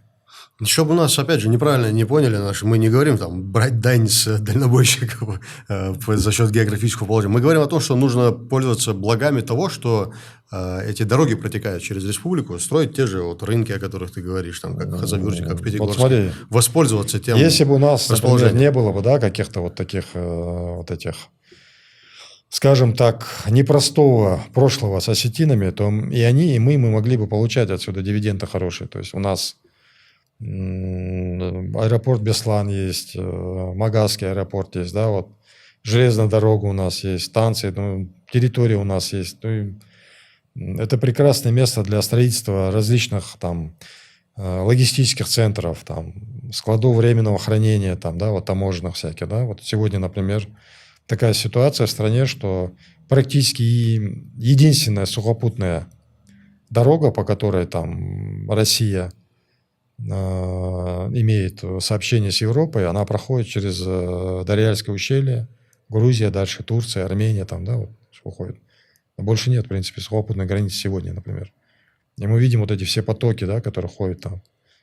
И все мимо нас идет это все. Мы не используем эту территорию. Вот рядом с нами находится большой город Владикавказ. 320 тысяч человек там живет. Прекрасно развитый город со своей инфраструктурой. Там проживают различные национальности. Огромная сеть учебных заведений. Эту территорию осваивают там и дагестанцы там есть, и чеченцы там есть, азербайджанцы, таджики, узбеки там. Ингушей там нет. Понимаешь? Ингушей нет там. Там нет наших каких-то торговых там заведений. Там нет каких-то совместных предприятий с осетинами там, или там, с азербайджанцами, с грузинами, о которых мы много говорим, что у нас там братские отношения. Там, грузины там живут, у них школы там есть, в Владикавказе свои, они бизнесы там все ведут. А мы не имеем, у нас нету там. Мы сами как-то себя вот обложили вот этими красными флажками, вот это нам нельзя, то нам нельзя. И вот мы сидим вот в этой своей Ингушетии там. Сюда все, кому не лень, завозят свои товары, везут из Дагестана, из Чечни, из Осетии, из Кабардино-Балкарии, а мы их просто потребляем. То есть, вот, например, вода, да, вот стоит вода. Если я производитель этой воды, я тебе ее продаю. Ты мне отдаешь деньги. Через некоторое время ты эту воду выпиваешь, у тебя ни денег, ни воды не будет. А у меня и деньги будут, и вода будет, потому что я еще произведу эту воду. То есть фактически мы обогащаем всех вокруг себя. Вот что такое торговый баланс, например, да? У любого государства в мире, вот мы можем услышать там, когда президент России там заявляет торговый баланс. Это разница между стоимостью товаров, которые мы на экспорт отправляем, и стоимость товаров, которые импорт потребляем. Да. Так вот, положительный торговый баланс для успевающей страны в экономическом плане, это когда стоимость товаров на экспорт, которые идут, она выше, чем на импорт. То есть, если в обратном пропорция, то эта экономика в этой стране, она отсталая экономика. и она не имеет будущего. Вот у нас, наверное, это пропорция 90/10. То есть, может быть, мы что-нибудь на 10% там из этого торгового баланса поставляем в соседние регионы, но я не уверен в этом. В основном мы потребляем это все. Один раз я вот часто, когда в Питере жил, я вот с семьей на машине возвращался летом. Мы приезжали на лето сюда. И я вот радио слушал. Там Коноков был тогда президент Кабардино-Балкарии. Поезжала в Кабардино-Балкарию, я слышал в прямом эфире заседание правительства шло. И Коноков всем министрам, главам администрации говорил: ничего не завозите сюда из других республик. Ничего не завозите сюда, говорит. Если у нас чего-то нет, говорит, значит, делайте. Нанимайте специалистов, разбивайте плантации, делайте того, чего у нас нету. Но ничего не завозите сюда. То есть, вот. И мы сегодня видим, как Кабардино-Балкария, она вот именно развита вот, в сельскохозяйственном плане, перерабатывающая промышленность, вот именно продукцию, это сельскохозяйство у них сильно развито. Мы ее потребляем. Потребляем, добавочную стоимость получают все вокруг, кроме нас. Вот, поэтому это вот тоже вот серьезный вопрос, который мы должны решать. Вот, мы как бы вот все время отстаем в этом положении, на этом рынке. Не поднимаем экономику, не используем вот такие преимущества, которые нам достались от наших предков. Есть народы, которые в горы загнали там, например, да, вот. И они там тяжело живут, но нам досталось хорошее наследство от наших предков. Так давайте использовать эти какие-то комплексы из себя изгонять, шире мыслить, смелее действовать там. Вот ты меня спрашиваешь, что я там, например, какие у меня были бы предложения. Я бы, например, вообще бы вывозил бы из республики там каждый год 10, там 20 тысяч молодежи отсюда. Вывозил бы, потому что им здесь делать нечего. Здесь при всем желании на этой территории невозможно трудоустроить такое количество молодых людей. Вот, например, Ставропольский край, где мы были, там 26 районов. 26 районов. Ставропольский край 60 тысяч квадратных километров территории у него. Половина этих районов по территории, каждый по территории, или как Ингушетия, или больше Ингушетии по территории. И там живет 40, 50, 60 тысяч человек там максимум. Там живут. Третий народ численности в Ставропольском крае – это даргинцы. Их 52 тысячи человек там живет. Русские, армяне, даргинцы. В районах восточных Ставропольского края, Нефтекумский район, там Левокумский район, Зеленокумский, там даргинцы по численности второй народ находится. 10% даргинцев проживает в Ставропольском крае официально. Они там занимают разные позиции, там и в бизнесе, они там есть, и в силовых структурах, они там есть. Они присутствуют на этой территории. Мы же вот на этой территории вот замкнулись здесь, вот лево-право боимся куда-то в сторону отойти там. При этом у нас каждый год, вот сейчас, например, школа опять выпускает выпускников, да, вот 11 класса, университет выпускает там. Вот куда эта молодежь идти? Где она себе должна найти применение? Где она должна зарабатывать себе на жизнь? А если он не будет на жизнь зарабатывать, он не сможет жениться, купить дом, завести семью. То есть это все вот причинно-следственная связь, а так она выстраивается. Поэтому вывозить можно, выезжать можно, пытаться зацепиться где-нибудь или в России, или в других странах, там неважно. Главное, чтобы ты нашел себе применение, чтобы ты нашел. Марк, ну то, что ты озвучил, 10-20 тысяч молодежи вывозить, ну, условно. Ну, я тебе это образно говорю. Это же в товарняк надо загнать я и понимаю. возить там, да. Я к тому, что... Организовывать это все. Я к тому, что вот слово «организовывать», кто это должен делать? Это стратегия должна быть. Это стратегия должна быть. Человек, который, например, вот он где-нибудь зацепится, да, вот он уехал в Москву, да, или там уехал в Екатеринбург, там, в Кемерово. Если он зацепился, он потом, во-первых, помогает тем, которые здесь остались. То есть он им там может помочь трудоустроить, здесь он будет помогать. Так и происходит сегодня. Просто этот процесс, его надо масштабировать, то есть побольше это сделать, чтобы большее количество людей было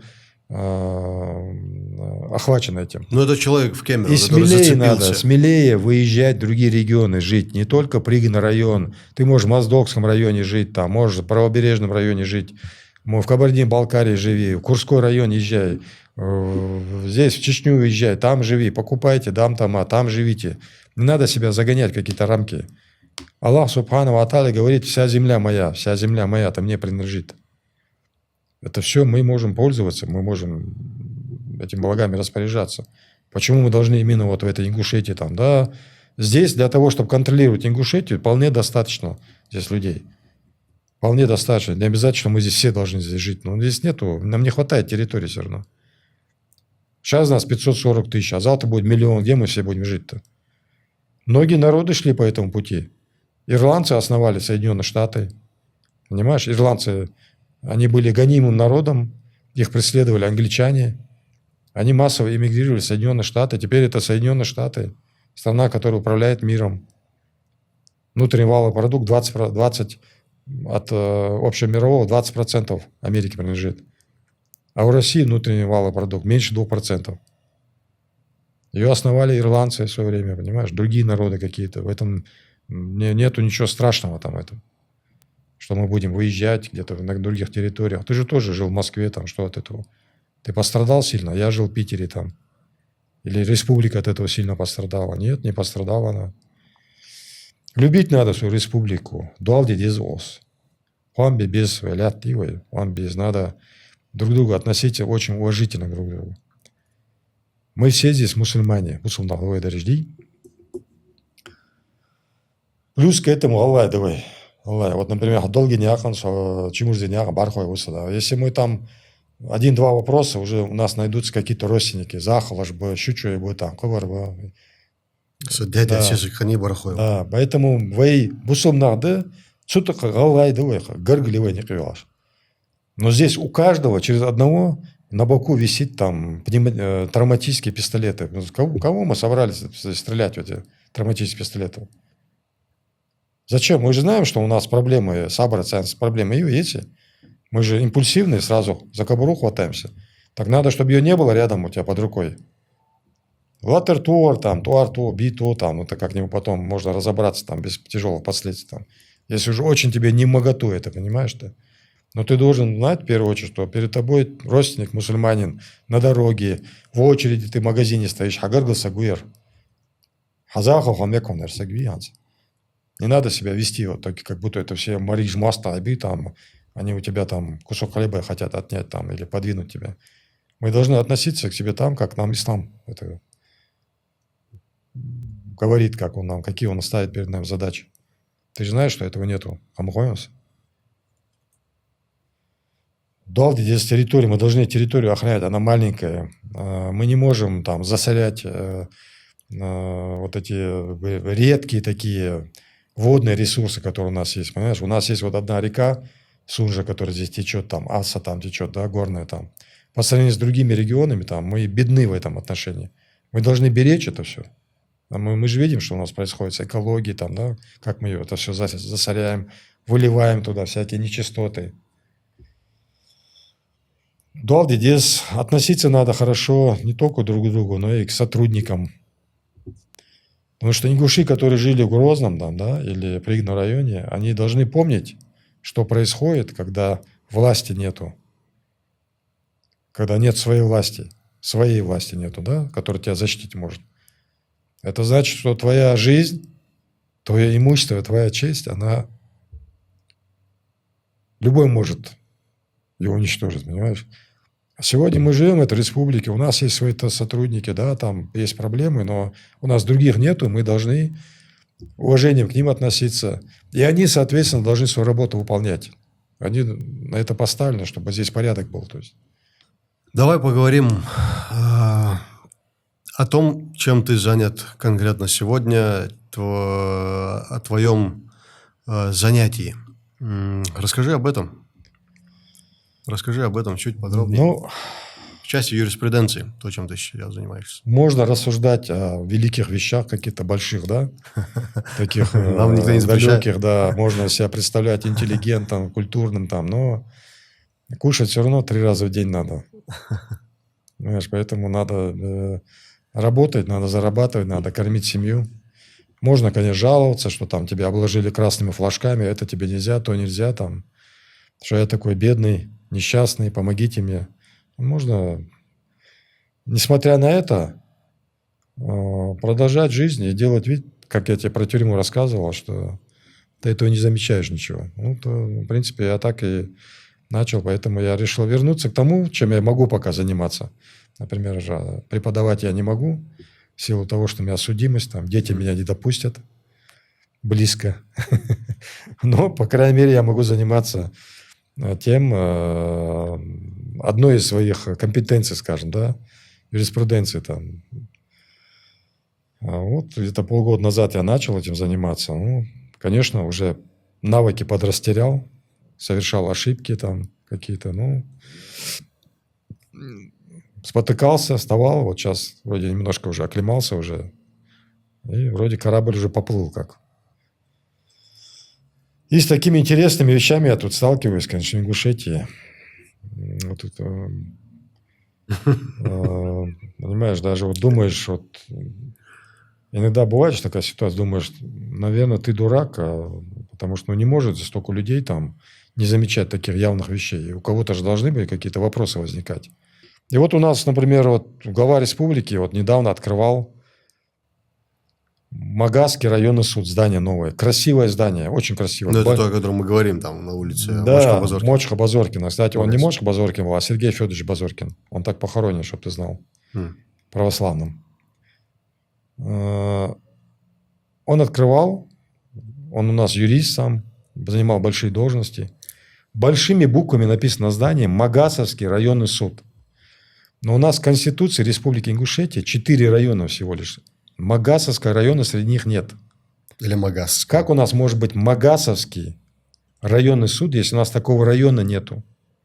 Как у нас может быть Карабулакский районный суд, если у нас Карабулакского района нету в Конституции?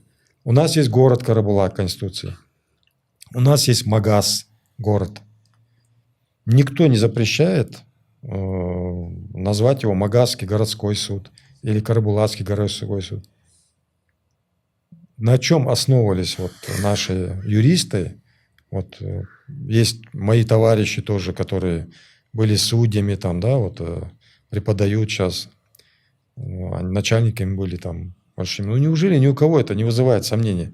Ну, можно, конечно, ну, ты мне скажешь там, ну, подумаешь, там назвали, главное, что он работает. Ну, конечно, можно там ребенка назвать дебил, например, да?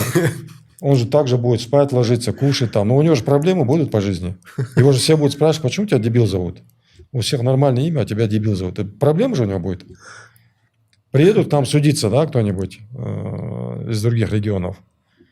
Мы же любим, чтобы у нас все было красиво, гости там, чтобы довольны. Они спросят тебя, например, Чабурз, а почему у вас Магасский районный суд называется?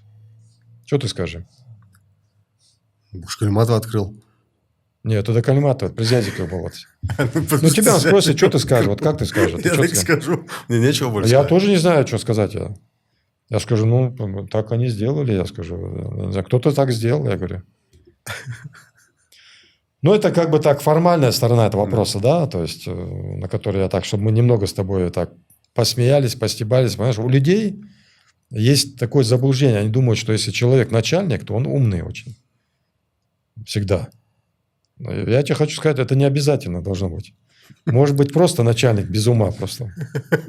Вот говорят же, вот со старостью мудрость приходит, да, а потом говорят, а иногда старость сама приходит.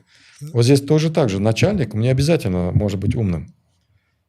Как раз больше он не очень умный бывает, там, понимаешь? И вот такие вещи происходят. Такие вещи есть там. Даханда, цивелхи, сагвелху вас хазадион. Если эти проблемы нас не интересуют, но никого не будет это интересовать. Понимаешь? Ты мне как-то написал, кстати, ты подписан на мой телеграм-канал, да. И после одного из постов написал, что можно... Я там, короче, что я делал? Я какую-то проблему в городе, короче, указал. Не помню, что это конкретно было, я сейчас пытаюсь вспомнить. И ты мне пишешь, что можно вот такие обращения формировать и направлять их, там, условно, для последующего решения. Не решает, значит, там вышестоящая инстанция скажет, что там администрация города или еще что-то не делают ничего. Эта практика сейчас есть? То есть кто-нибудь... нашел ли ты кого-нибудь, там, условно, кроме меня, кто скидывает такие заявки, а ты их обрабатываешь? Кроме тебя больше некому это делать. Если ты не возьмешь, значит, никто не будет. А так, если честно, если все это исправлять, то на нашей с тобой жизни, не то что моей жизни, понимаешь, которая, даже твоей молодой жизни, которой перспективы может не хватить, чтобы это все исправить. Это должны все люди исправлять. Каждый потихоньку в своей части должен это исправлять, вот такие проблемы. Решать эти проблемы, понимаешь? Вот мы с тобой говорили, там вот проспект Базоркина, да? Проспект – это вообще прямая улица. Вот такая. Вот Базоркина проспект идет, широкий, да, такой, с двух сторон там. Мы говорим о да, Назране. так, да. Потом он одной стороной упирается в администрацию Назранского района, парковку, сужается, объезжает эту администрацию Назранского района, там еще несколько ларьков пристроились, опять потом расходится и опять дальше пошел за канал туда. Но проспект разве такой бывает? До того, как перейти за канал, он сужается в этом канале самом, на маленький мостик. Ну, это потом уже, где еле разъезжаются два автомобиля. Вот я не знаком с градостроительным планом Назрани, но я уверен, что проспект в этом месте, где администрация Назрани находится, он не должен быть такой. Он должен быть широкий и прямой на всем направлении. То есть, не бывает таких проспектов. Если ты мне там расскажешь, это в России, что есть такой проспект, я тебе не поверю. Потому что это противоречит законам. В которых я был. Это противоречит градостроительным нормам. То есть. Ну, а хорошо, сейчас ты сказал... Ну, то есть, я тебе просто один показал пример. Марк, ты сказал, что такого не должно быть. А вот теперь, чтобы решить эту проблему, они сделают из этого не проспект Базоркина, а улицу переименуют. И все. Они же не будут переделать. Могут, они могут. Все, проблема решена. Если Магаский районный суд у них есть, да. Хотя в Конституции района нет. Что им стоит там улицу переименовать там какой-то, а? Не переименуют, это денег много стоит. Там таблички надо менять. Не, это не будут, на это не пойдут они, да. Не, сейчас вроде начали на ингушском языке их тоже называть. Проблем очень много, конечно. Да, я же говорю, давай вот с тобой, если ты не против. Самое частое, обращение к тебе, вот как к действующему и практикующему юристу. Вот мне все интересно. Сейчас, например, у нас есть большая проблема с пенсиями связана. То есть у моего отца была такая проблема, у моих родственников там некоторые есть. Я тоже сейчас там взял пару дел у друзей. Пенсии. То есть у нас, как ты понял, в результате некоторых событий социальный фонд Ингушетии, у них полномочия отобрали, передали социальному фонду Волгоградской области. Это тоже, конечно, вызывает большие вопросы.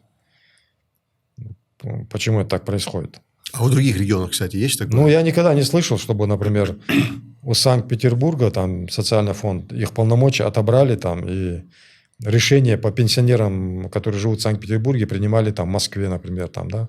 Я не слышал такого. Вот в Ингушетии у нас есть такая проблема. В Кавказских регионах такое практикуется, не знаешь? Что? Я не слышал об этом. Специально не изучал, но не слышал. Но, по-моему, такого нету. И вот, да, социальный фонд действительно может уменьшить размер пенсии, но там есть оговоренные случаи, предусмотренные законодательством. И когда он эти, там, например, ошибка в расчетах, да, пенсию начислили, там, неверный расчет, там, период стажа неправильно там учли, да, заработок завысили. И они могут снизить. Но когда они это делают, они должны предупредить об этом пенсионера и дать ему мотивированный ответ. То есть сегодня, вот насколько я знаю, там, они вообще просто срезают пенсию человеку, пенсионеру, пожилому человеку.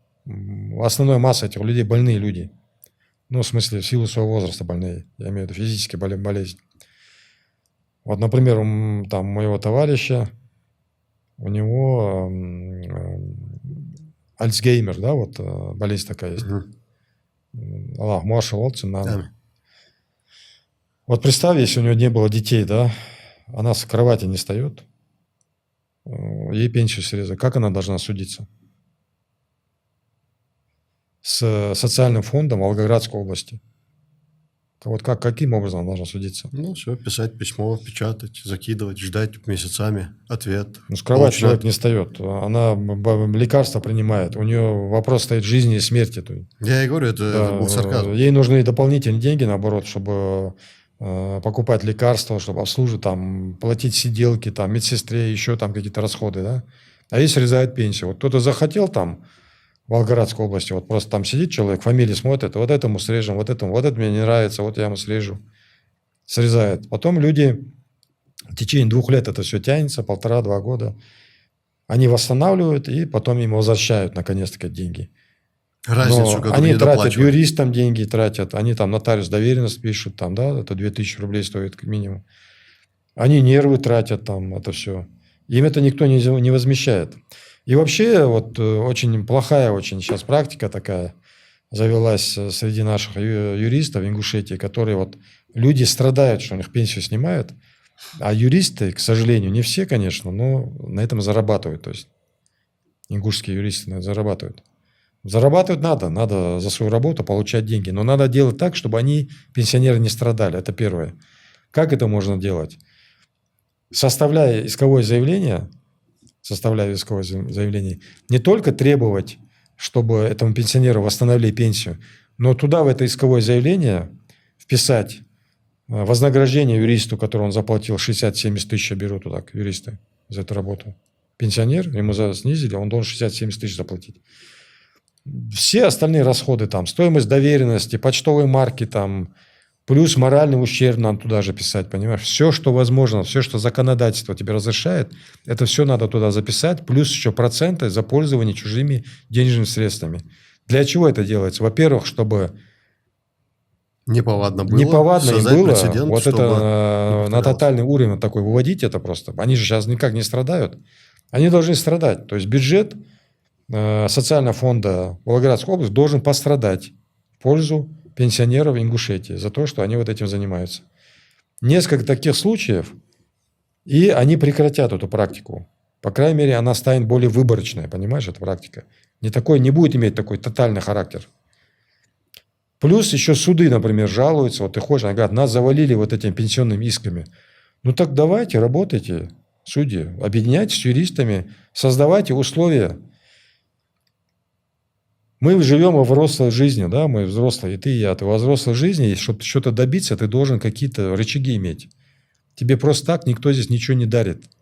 Если ты хочешь чего-то добиться, например, от социального фонда Волгоградской области, то ты должен какие-то рычаги принимать. Если суды в Ингушетии задыхаются от пенсионных исков, то они должны сейчас придумать, что сделать, чтобы эти пенсионные иски не мешали нормальной работе судов.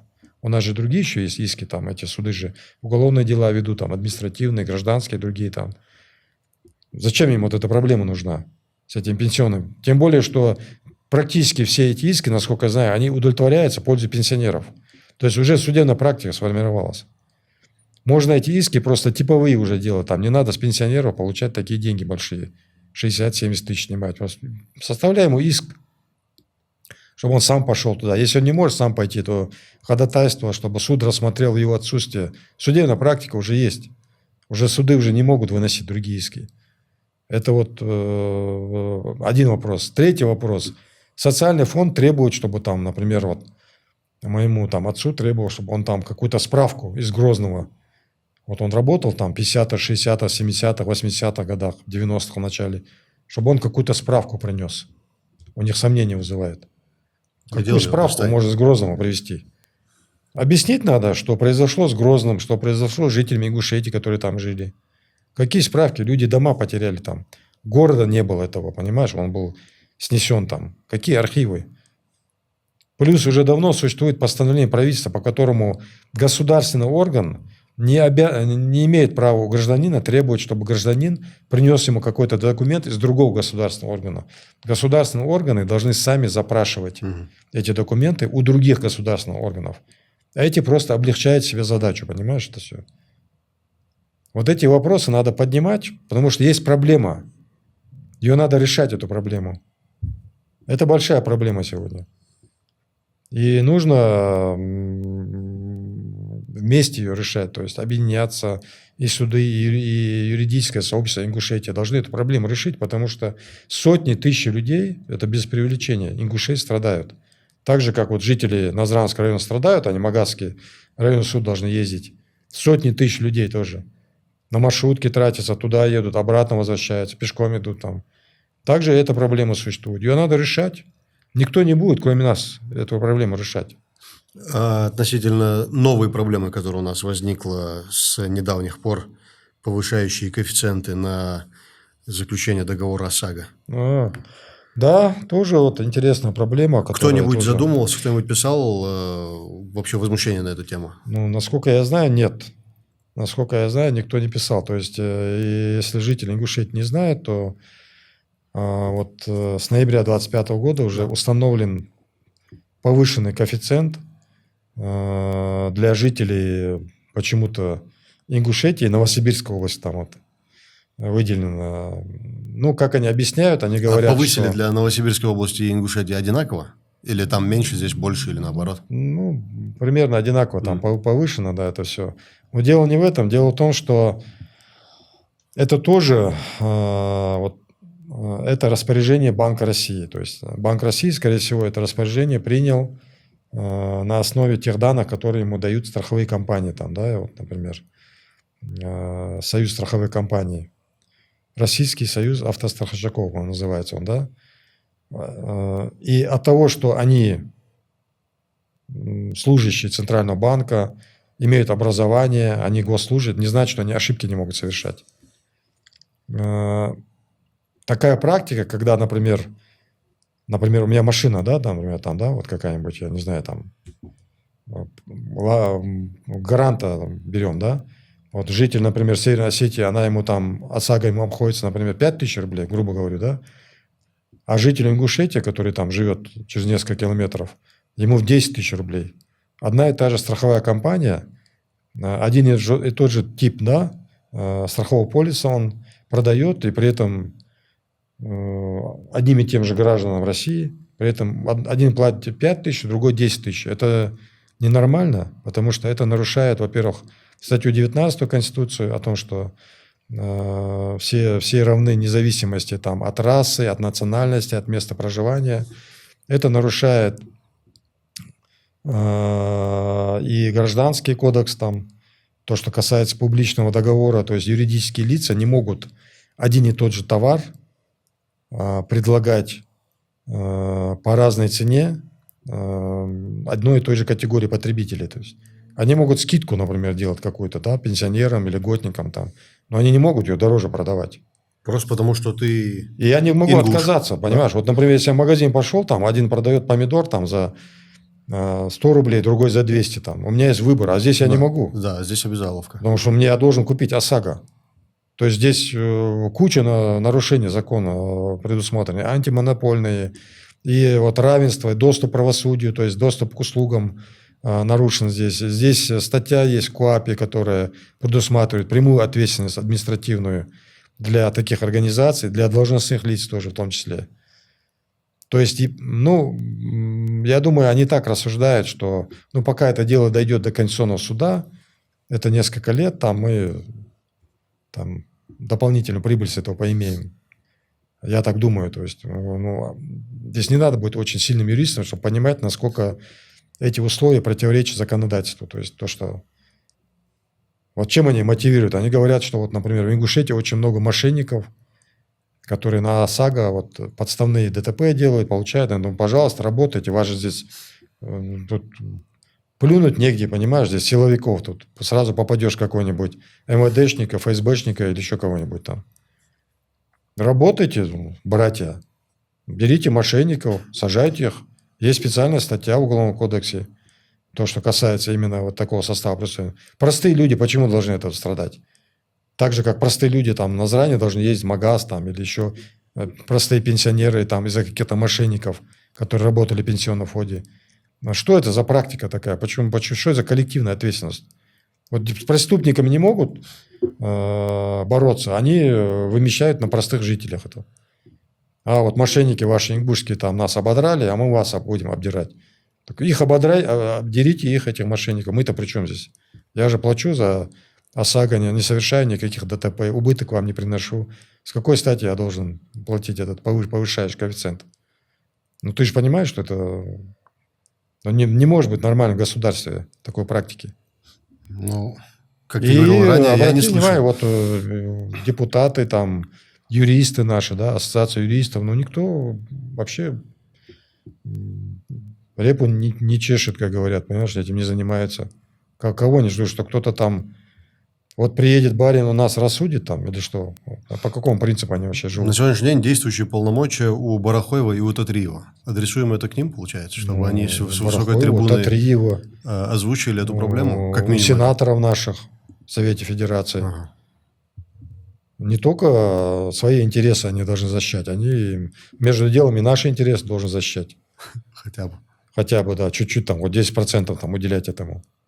Тем более сейчас выборы там могут на этом, как молодежь говорит, там, хайп поймать, да, на этом, да. Хайпануть. Поднять еще эту короче тему, да, сказать. хайпануть. У них тут через 2 месяца выборы. Да, это им добавит дополнительных голосов. Выборы? Нам снизит эту стоимость полиса. Выборы. Правильно я говорю? Надеюсь, они нас услышат. А мы их выберем, даже? Да, есть еще одна проблема, подкралась незаметно к жителям Ингушетии. Материнский капитал. Это новая тема уже появляется, она идет следом после пенсий, ОСАГО. То есть мои родственники тоже это получили. То есть у нас практически все, то есть материнский капитал, как ты знаешь, это такая помощь государству для того, чтобы ты мог, если есть дети, улучшить свои жилищные условия или там потратить эти деньги на обучение для ребенка. То есть это бери хакдес, то есть это собственность твоего ребенка. И они должны направляться целевым образом. То есть я вот сразу говорю, что вот практика, когда материнский капитал обналичивается в результате всяких схем, она незаконна не только с точки зрения российского государства, но вот с точки ислама тоже, потому что это имущество детей. Ты должен этим имуществом распоряжаться. Ты можешь увеличить это имущество. Тебе дается право как валию, да, попечителю, но ты не имеешь права уменьшать это имущество. Ты не можешь его обналичить, купить приору, потом разбить ее через 2 дня, понимаешь? Не купи в ОСАГО. Тебе не для этого тебе это выделили деньги. Не купи в ОСАГО. Да, не купи в ОСАГО, да. Поэтому есть такая проблема, и я не советую сейчас людям, там, нашим жителям Ингушетии вот, продолжать этой практикой заниматься. Там предусмотрена серьезная уголовная ответственность за это. Во-первых. Во-вторых, нужно чуть-чуть там проявить мозговые усилия, и эти деньги можно использовать. Понимаешь, там сейчас уже серьезная сумма такая выплачивается. Можно улучшать жилищные условия за счет этого. Очень много программ есть. Но чуть-чуть помучиться надо немножко. Но твои дети там уже будут обеспечены. Если не все дети, то там часть детей будет обеспечена. Недвижимость у них какая-то будет. Он раньше сможет жениться, понимаешь. Раньше завести детей уже. Нельзя так распоряжаться этим. Но если уже, например, случилось с вами это, да, вы уже так распорядились им, и вам пришли такие иски, они сейчас приходят очень многим. Конечно, здесь надо постараться, чтобы, по крайней мере, вас не посадили или там эти денежные средства у вас не изъяли, то есть, чтобы они остались у вас в семье. Самое простое, это, конечно, нужно обязательно ходить на суды. Не надо избегать судов. Если пришло вам исковое заявление, пришло, идите в суд, выслушивайте, да, там, ничего страшного, там Магадский районный суд тоже можно пойти, да. И в суде самое простое, что вы можете сделать, это заявлять срок исковой давности. То есть, если с момента, когда вы обналичили, в кавычках, скажем так, это термином, это материнский капитал, если с этого момента прошло 3 года плюс полгода, что это значит? Это, 3 года – это срок исковой давности, общий такой. А полгода – это срок, в течение которого пенсионный фонд должен был убедиться, что вы купили недвижимость ребенку. И после этого, например, если вы не купили, вот как эти полгода прошли, он имеет право на вас в суд подать уже. Если он пропустил 3,5 года, да, то уже шансов у него нет. Суд, в принципе, обязан прекратить производство по этому иску. Но это не значит, что ребенок должен оставаться без ничего. То есть нужно постараться все-таки оформить на ребенка недвижимость, улучшить его жилищные условия. То есть использовать эти деньги с толком. Не разбазаривать так просто это имущество детей. То есть вот такая, как скажем так, нежданность ждет наших жителей. То есть тоже надо готовиться к этому надо. Можешь сказать, где находится офис, чтобы к тебе обращались? Или там, не знаю, Можно какую-то мини-рекламу, не знаю. найти. На Базоркина находится офис. В принципе, на Базоркина 16В, там помещение арендую я. Пока у меня там штата там нету, чтобы большие какие-то у меня там объемы были, чтобы я мог там многим людям помочь. Я надеюсь, и пытаюсь сейчас команду собрать юристов. Желающих очень мало. Рядом есть нотариус, рядом есть ты. Да, нотариус у меня напротив сидит там. Да. Вопросы. Желающих почему мало? Не знаю. Юристов у нас много. Вернее, у нас людей, которые имеют юридическое образование, много, а вот те, которые работать хотят, таких людей очень мало у нас. Я думал, тебя боятся. А? Я думал, тебя боятся. Меня чего боятся-то? Знаешь, 6 лет сидел. Аллаха пусть боятся, Аллаха Субхана. А меня чего бояться? Людей нельзя бояться. Бояться Аллаха только надо, все. Все правильно. Проблем очень много, поэтому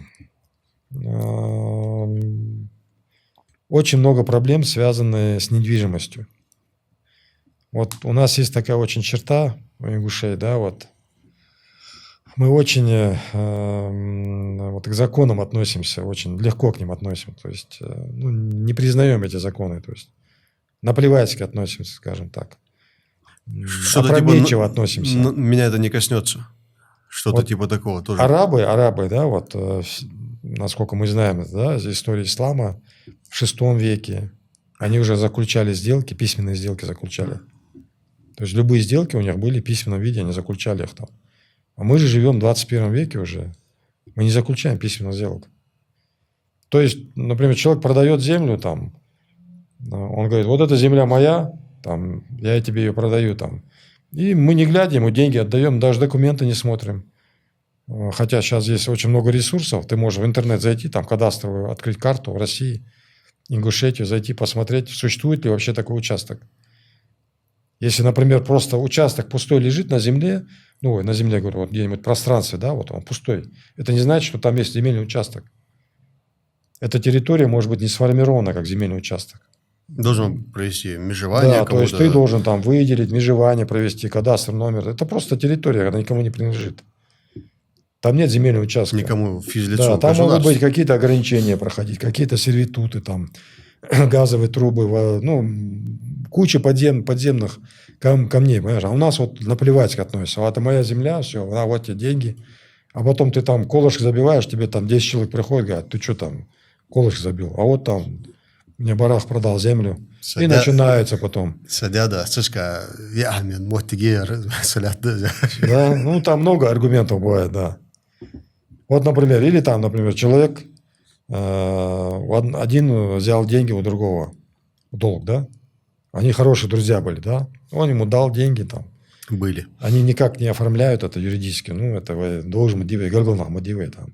Ногости там. А потом начинается проблема. Человек деньги не возвращает. Или там он взял у тебя 300, а говорит, что 200 тебе должен. И ты идешь в Шарии, например. Шарии, вот он. А там сидит человек, который ни тебя не знает, ни его не знает. Ты ему говоришь 300, а тот говорит 200. Сходи же, Кади, что он должен делать? Чью сторону он должен принять? Скажи мне, чью сторону принять? Чану дубу, еще лучше дубу. Дубу и цуду. Сходи же, у него доказательств нет никаких. Интересный вопрос. Как поступят в таком случае? Я не знаю. У нас это не принято, да? Да. Как у нас не принято? Бусум Малдивы есть Коран. Это верное руководство, говорит, для вашей жизни. Аллах нам говорит. Сура Аль-Бакара, 282 аят. Открываем, написано. Если вы берете в долг или даете в долг, записывайте его. И пусть писарь запишет так, как научил его Аллах. Сколько лет прошло уже? 1500. Написано, верное руководство. Записывайте. Сколько проблем мы можем избежать, если мы будем все свои взаимоотношения, денежные, финансовые, документально оформлять. Это занимает 15 минут, понимаешь? Сел, вот написал несколько строчек. Я такой-то там, Чемурзиев взял у Долгиева там 300-500 миллионов рублей в долг. Или я такой-то там продал земельный участок там, получил 1 000 000 рублей. Вас ксерокс сделал, расписались там, обменялись и разошлись. Потом... Самое интересное, допустим, если ты покупаешь автомобиль, ты можешь его купить-то и без этого договора, просто отдал деньги, забрал, ушел, но когда ставишь на учет в ГАИ, этот договор должен быть кем-то написанный.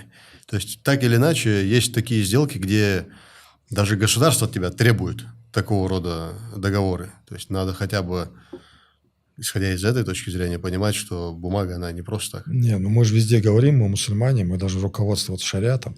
Шариат прямо нам говорит. По умолчанию. Шариат прямо нам говорит, заключайте договора. Заключайте. Везде, где фигурируют деньги, заключайте в письменном виде, нам говорят. Если вы не умеете писать, там, 2 человека, двое мужчин там присутствуют, но писать сейчас все умеют же, поэтому в этом нет необходимости никакой. Сел, написал, один сел и написал. Тот, кто берет долг, там, он должен писать это все. Или диктовать должен тому, кто пишет это все. Это все написано. Сколько проблем мы избежали бы. Теперь это все завалено, вот эти вопросы, ходят люди, свидетели ищут, там, лжесвидетели приводят. Там. Ну, Идут в там нашем обществе проблемы, надо же признать, что... На один участок 5-10 человек, там, один мошенник может продать там участок, потом эти люди вот так друг за другом ходят. Почему у нас это происходит? Надо же все-таки отметить, что слово «западло» работает иногда. То есть, «эслахам хэткойнес», «кельгиазай», «сухтешетсяй». Вайдоус фахаед. О чем удивайдоус? А с Коран ходит. Иногда вот эти вещи приходится разжевывать. Вот я к чему это ущербные вещи, так? Да, ущербные вещи. В прямом смысле слова. Это написано. Ущербные. Это обязанность. Ты должен это делать. Все, что в Коране написано, ты должен соблюдать. Это же не просто так написано. Аллах и дошь мдис, я хаях ди, вайн цунази худач. Я задитис. Так, дук халхейтер же, да, даром, а не кеди, если вот это было. Ну, делайте, ну, прекращайте эту практику, это порочная практика. Сколько проблем на этом возникает? На этих, сколько семьи разрушаются из-за этого, родственные связи разрушаются из-за этого. Это же просто же, да? Это так же просто, как Магалский районный суд переименовать.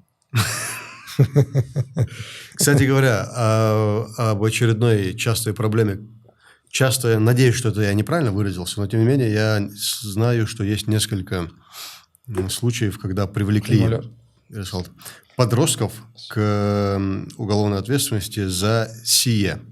Это есть симбоксы. Я не знаю, слышал ты о таком или нет. Устройства, которые вставляются там десятки сим-карт. Да, тебе платят за это продвинутый деньги. Дедушка. Да, вот я для зрителей, кто может не знать, объясню. Сюда вставляются несколько десятков сим-карт, тебе платят деньги за то, чтобы ты это устройство у себя дома поместил, вставил туда сим-карты, оформленные на него, на кого угодно, неважно. И потом с этих сим-карт производятся обзвоны. А обзвоны, неконтролируемые тем, кто поставил, обзвоны могут содержать мошеннические какие-то схемы, разводы на деньги там и прочие десятые. И потом этих людей, кто эти сим-карты поставил у себя дома, их привлекают. В нашем регионе есть такие случаи, 2, насколько мне известно. 14 и 15 лет 2 подростков привлекли. В твоей практике такое есть? Подлежат уголовной ответственности. Что ты можешь посоветовать? Нет, в моей практике нету. Я же юрист, я же не адвокат. Это же уголовный процесс. Да. У меня, конечно, обширные знания в Уголовном кодексе, Уголовно-процессуальном кодексе. Да. Практика хорошая у меня, да. Но пока я не могу как адвокат работать. Я совсем запамятовал. Поэтому, да. Очень много таких соблазнов для молодежи. Есть еще дроперы, да, вот. Да, это тоже, кстати, это очень большая проблема. Я вижу ее, я вижу этих ребят там. Это очень серьезная статья, потому что это карта банковская. Одно дело, там, если она в каких-то мошеннических схемах там задействована, другое дело, когда этой картой банковской, через эту карту могут переводы, например, сделать там в рамках, противник наш, да, вот, который сейчас у нас на СВО, да, использует, то есть, да, там уже другая же статья будет уже Да, вырисовываться. это очень То серьезно. же самое с этими симбоксами, там, это все зависит от того, где они используются, понимаешь? Это По дропам, наверное, срок тоже. может различаться. Если это будет простой случай там, да, год до 20 лет там ты можешь попасть, например, да, потому что ты не знаешь, где это будет использовано, в каком преступлении. Дропы, тоже объяснить зрителям, это означает, в некоторое время назад очень модно было, тебя просят купить, оформить, вернее, дебетовые карты, и у тебя их покупают во временное пользование, Да, условно. да. Туда могут Копейки. переводить деньги, оттуда переводить еще куда-то. То Это есть копейки. ты даешь официально добро на пользование твоим кошельком в разных банках. Это тоже очень серьезная тема.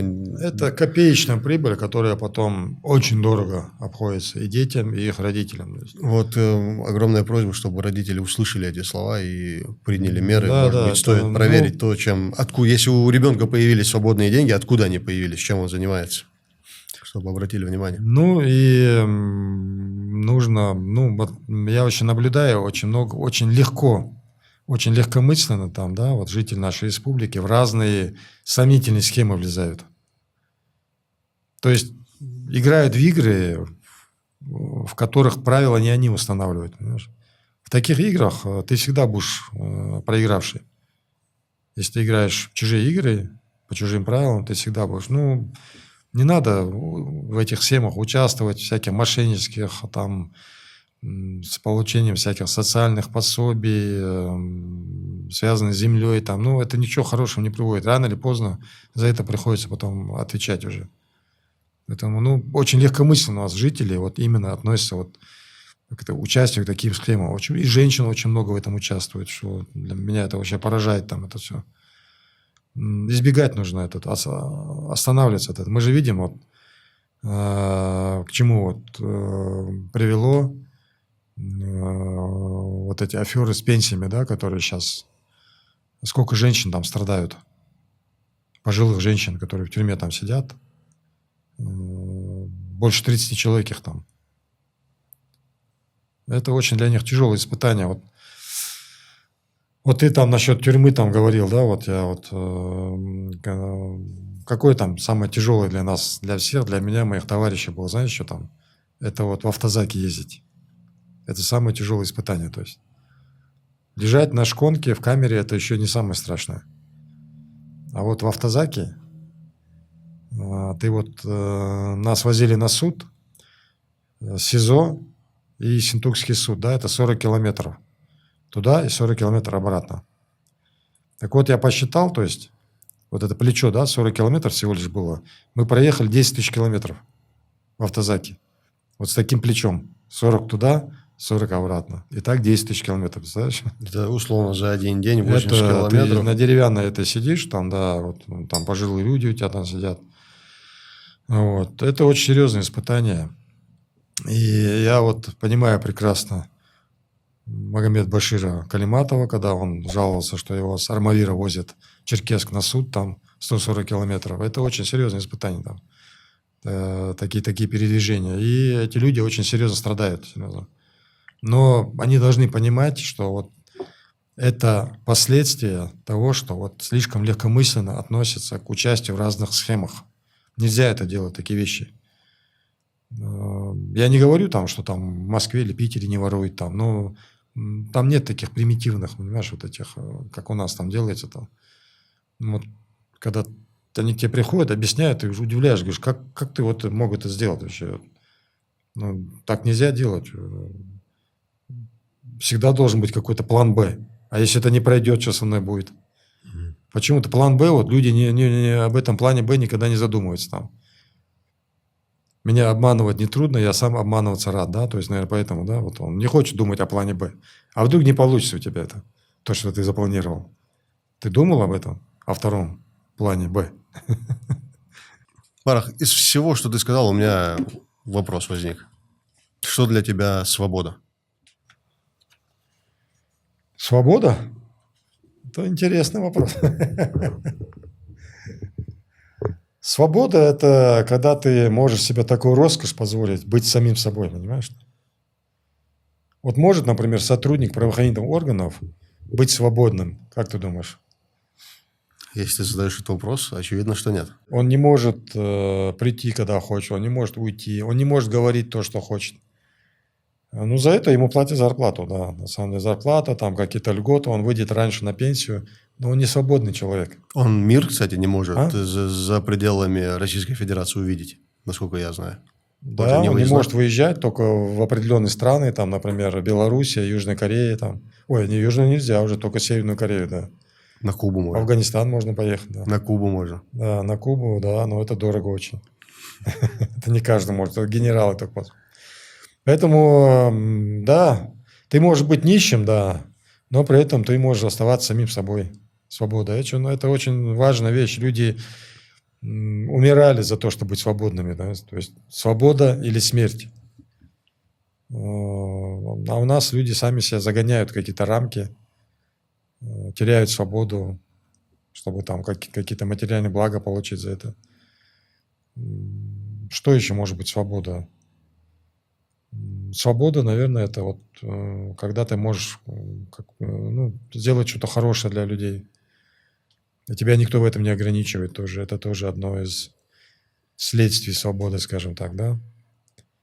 Ну, согласись, вот любой депутат, там, да, будь он даже муниципальный депутат в Ингушетии, у него ограниченная свобода, то есть он ограничен свободой. То есть есть такое наказание даже уголовное, да, ограничение свободы. Но он добровольно себя ограничивает на этом поприще, то есть. Ну, мы тоже, конечно, в чем-то себя ограничиваем, мы не можем говорить все, что мы хотим говорить. Все, что мы хотели бы говорить тоже, понимаешь, это не только потому, что там кому-то не понравится, но мы можем кого-то обидеть там неосторожно, скажем так. Тоже себя ограничиваем в этом.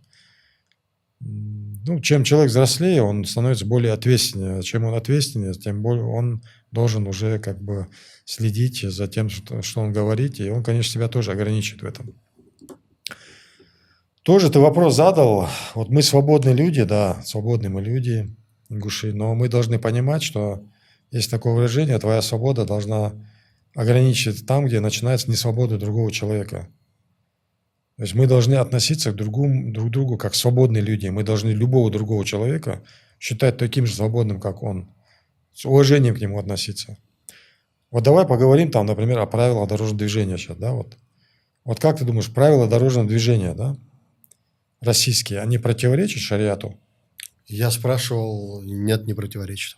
Ну, насколько мы вот знаем свою веру, да, нам запрещено причинять ущерб себе, да, своему телу и ущерб другим людям. Если ты вот обратишь внимание, то правила дорожного движения, они прям направлены на это, так ведь? Чтобы Вот, не ты дать должен возможности. пристегиваться, Да. ты должен ребенка возить там В на кресле. специальном кресле, ты не должен превышать скорость 60 километров, да, населенного пункта, там, да, на трассе 90 километров. Это все же делать для того, чтобы спасти твою жизнь Да. и спасти других людей. Но вот почему мы так относимся очень, очень легкомысленно к этим правилам, то есть почему мы их не соблюдаем? Вот, например, все стоят на светофоре, да, один вот едет дальше, он не обращает внимания на светофор, проехал. Он считает, что он выше этих людей, которые стоят, вот, соблюдает правила, или что это человек. У него гордыня такая. Курул сон куру зви. Аллаха бизи, курнах бизи Аллаха. Или цунаха дошхита цуна. Почему он так делает, наплевательски относится к этому? Я недавно поднимал вопрос вот, касательно дорожных правил дорожного движения. Езду по обочине. И которые поднимают пыль, мешают тебе, то есть, ты, там, не знаю, с опущенными стеклами или что бы то ни было. Находятся все равно те, которые оправдывают их. Говорят, что а вот нужно было построить дорогу так, чтобы по обочине не ездили. И вот что ты с ними Надо за делаешь? себя отвечать, Что ты с за ними свои делаешь? поступки. Пусть тот, кто дороги строит, он сам за это ответит. Мы с тобой обсуждали, помнишь, вот молодежь там любит гонять, да? Но мы тоже молодежь были когда-то. Ты еще есть молодежь, да? Ну, порой Любим говорит 35 гонять. лет, да, Я последний. двумя руками забыл бы, если наша молодежь увлекалась бы автоспортом, серьезно, да? Чтобы у нас были свои Шумахеры там у нас, чтобы Ален Просты были там и другие. Я только двумя, но она, молодежь, наоборот у нас, она не любит ковыряться в двигателе там, перебирать двигатель, форсировать его там, изменения какие-то носить. Они там любят чистенькие, аккуратненькие там.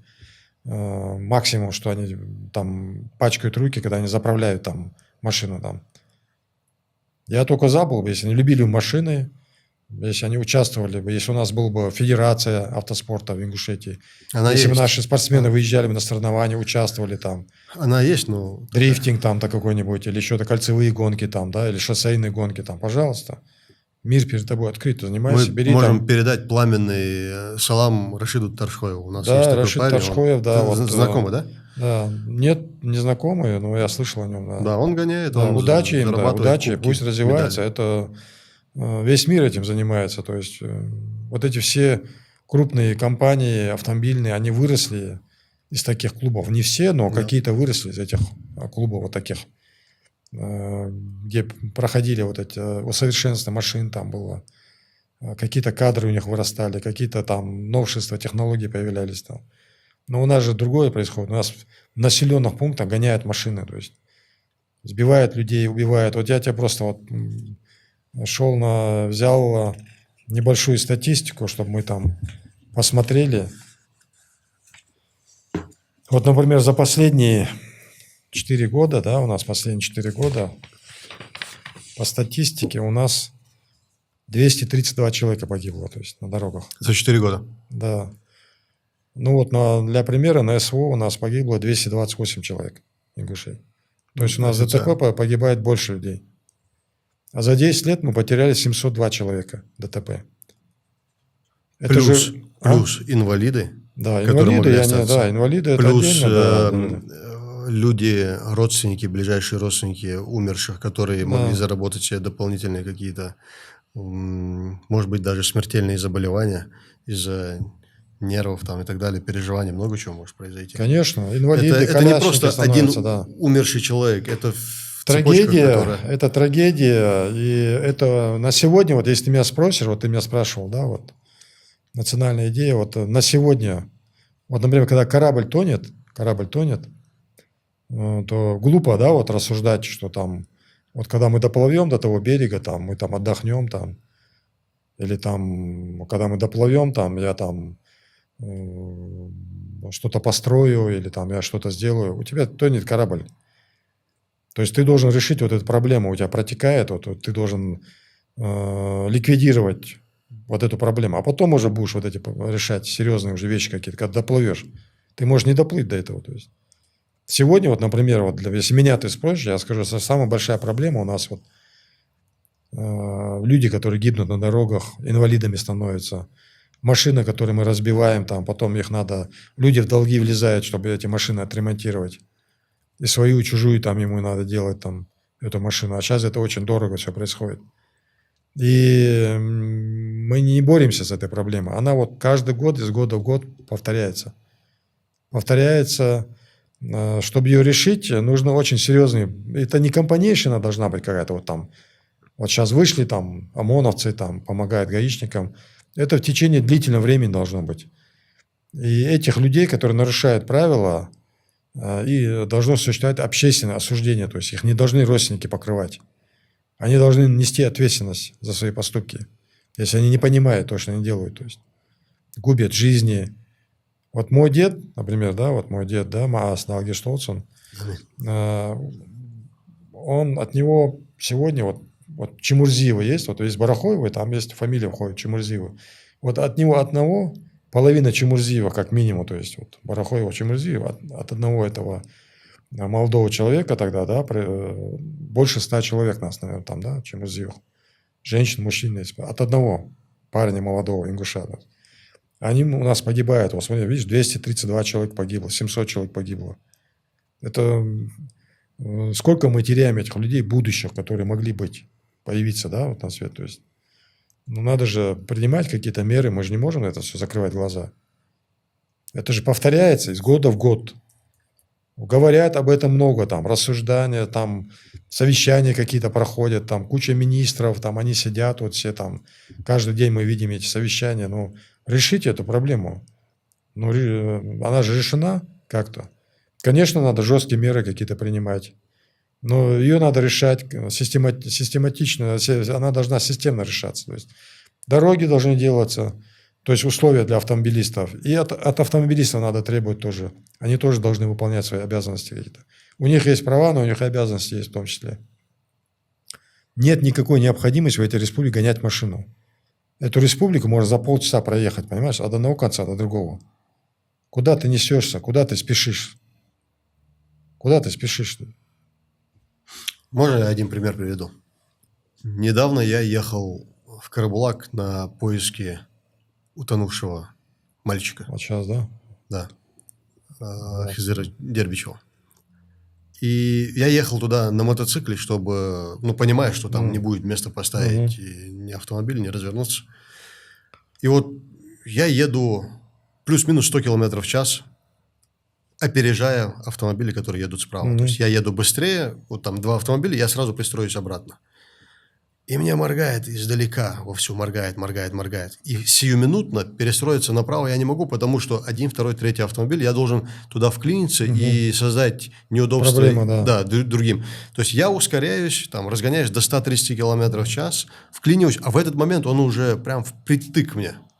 А на мотоцикле же может там все что угодно произойти, ты более защищен, нежели я, который сидит на 2 колесах.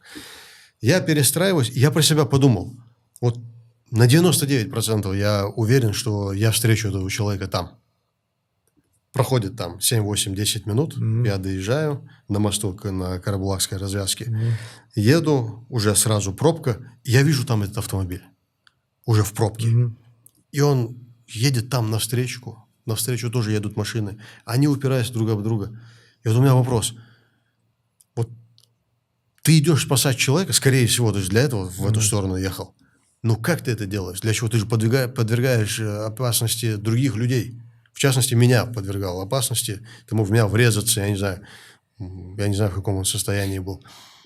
Вот критическое мышление. Ты вроде идешь для того, чтобы делать добро, а по факту же делаешь наоборот, получается. Еще раз, возвращаемся. Здесь живут только мусульмане. Мусульманину брат, говорит наш пророк, саля ассалам. Плюс к этому у нас, в Ингуши, у нас родственные связи есть.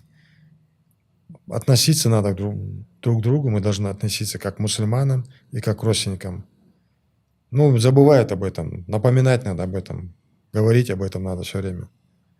Это гордыня, это чувство, что там ты стоишь выше кого-то. Не знаю, вот появляются у людей такие ложные очень впечатления такие появляются. И из этого происходят вот такие проблемы у нас создаются. То есть мы должны над собой работать очень серьезно, надо работать над этим. Никто из нас не идеален, ты не идеальный, я не идеален. То есть я тоже бываю, срываюсь, мне тоже терпения не хватает. Но ты должен стремиться к этому, чтобы у тебя это лучше было, чтобы получалось. Ты же не срываешься на дороге, я так думаю.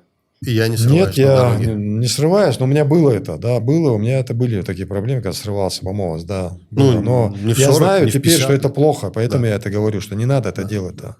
Это ни к чему не приводит хорошему. Да. Вот.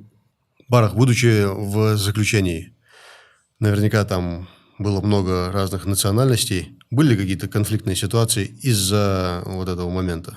Ты ингуш, кто-то другой национальности, что-нибудь в этом роде.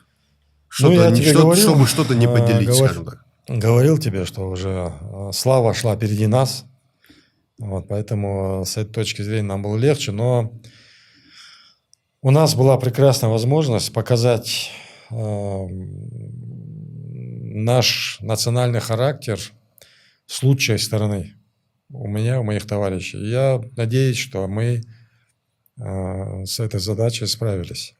То есть мы, по крайней мере, я не могу, со стороны, конечно, виднее, я не могу вспомнить случая, чтобы мы что-то сделали, и я, и мои товарищи, какой-то проступок или какую-то несправедливость по отношению к представителям других народностей, чтобы потом нам или нашему народу это могли поставить в упрек. То есть максимально, насколько мы могли, мы старались проявлять благородство, терпимость к другим национальностям, уважение к ним проявлять.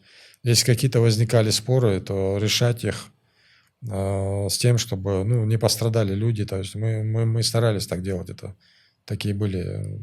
Конечно, там очень тяжело, там психически неуравновешенные людей попадаются, срывы у людей бывают нервные, там, ну, разные же люди бывают, к стрессам там, реакция у разных людей бывает, по-разному бывает, это разные народности там были, вот я вот в Пятигорске удивился, насколько вот Ставрополь это такой Вавилон, знаешь, там, каких только там национальностей нету. Это евреи, греки, армяне, там, эти турки, вернее, греки еще есть, они подразделяются там на турецких греков, там, грузинские греки, там есть понтийские греки, да, вот, турки, месхетинцы, очень много разных народностей там, то есть это такой Вавилон, то есть очень, с этой точки зрения очень интересно, это Ставропольский край, вот, традиции разные у людей там. И мы, ну, везде, вот Кабардино-Балкария, там, где мы были, то есть я вот по кабардинцам ничего тоже плохого такого сказать не могу я. Очень трудолюбивый народ. Они, в принципе, все работают, что-то делают. Практически там в каждом дворе у них там какое-то малое предприятие, что-то выращивают у них. Есть, например, села, там хорошие тоже ребята со мной сидели. Один из них учился там в Сирии, там, и, в принципе, это стало причиной того, что его закрыли там. Кахун у них есть такое село. Оно в Кабардино-Балкарии известно как... Там у них помидоры производят. То есть все село занимается именно помидорами. То есть. И вот у них вот специализация такая везде вот есть. Кто-то помидоры, кто-то огурцы, там, кто-то яблоки. То есть вот они этим занимаются. То есть. Балкарцы очень хорошие. Ну, это у нас... Балкарцами это у нас исторические хорошие отношения, да. Сложились там. Карачаевцами очень хорошие отношения у нас были. С осетинами тоже неплохие отношения у нас там были. То есть это мы здесь там дома как кошка с собакой, а там в тюрьме или в армии там это мы друг к другу почему-то тянемся там. И осетины там от Ингушей отходить тоже не хотят далеко. На расстоянии вытянутой руки, скажем так, что были. Я же тебе говорил, что у нас там хорошие товарищи были, то есть они есть. Вот. И с русскими хорошие отношения, с евреями тоже, с греками хорошие отношения были. Греки, как ты знаешь, тоже очень пострадавшие от депортации там. Вот. Поэтому, в принципе, плохих народов нет, как я просто убедился в этом. Есть плохие люди, ну так же, как вот, например, нельзя сказать о тебе или обо мне, что там мы там на 100% хорошие там. Ну, это очень скучный такой человек будет, если вот он такой весь правильный там, знаешь, ну, если он вообще правильный там весь будет, да, вот весь правильный. То есть рафинированный какой-то. Ну, согласись, это такой скучный мужчина, да, такой будет. Это нельзя делать, то нельзя, это нельзя там, ну, чуть-чуть должна быть такая какая-то перчинка или что-нибудь. Небольшое отклонение там, а? Или нет, ты не согласен с этим? Отклонение, согласен. Ну, человек там может поспать любит, там, понимаешь, там, не знаю, там, и поесть там любит. Ну, нельзя быть совсем там уже таким правильным, понимаешь? С кукой будет нести от тебя там. Люди будут шарахаться от тебя там. Так или нет? Я согласен. Как ты считаешь? Или я ты согласен. против? Не, я согласен полностью. Ты пытаешься меня надавить на то, чтобы я сказал... Ну просто, может быть, ты ошибаешься там. Или ты, короче, как памятник какой-то превращаешься. Вот ты должен как памятник стоять вот так и ни руку поднять не можешь там, ни ногу, ни слова не можешь сказать. Вот тебе говорят, вот ты вот правильный такой, вот ты должен как памятник быть вот так. Но вот за этим столом часто звучат непопулярные мнения. На мой взгляд, правильные, но непопулярные. Это ровно то же самое. Когда ты говоришь все время то, что хочет слышать зритель, ну, это будет скучно. А когда ты чуть-чуть там даешь трамплин для размышления, это уже поинтересней. Видишь, вот я вот горжусь, да, вот я гордился, что я ингушка, да, вот митинги эти шли, вот сейчас я горжусь, вот я вижу, как вот этого пацана ищут там, да, Аллаху, гешт олцу, а это олцу, могу жил, мяшел, тину, от олцу, хазиш.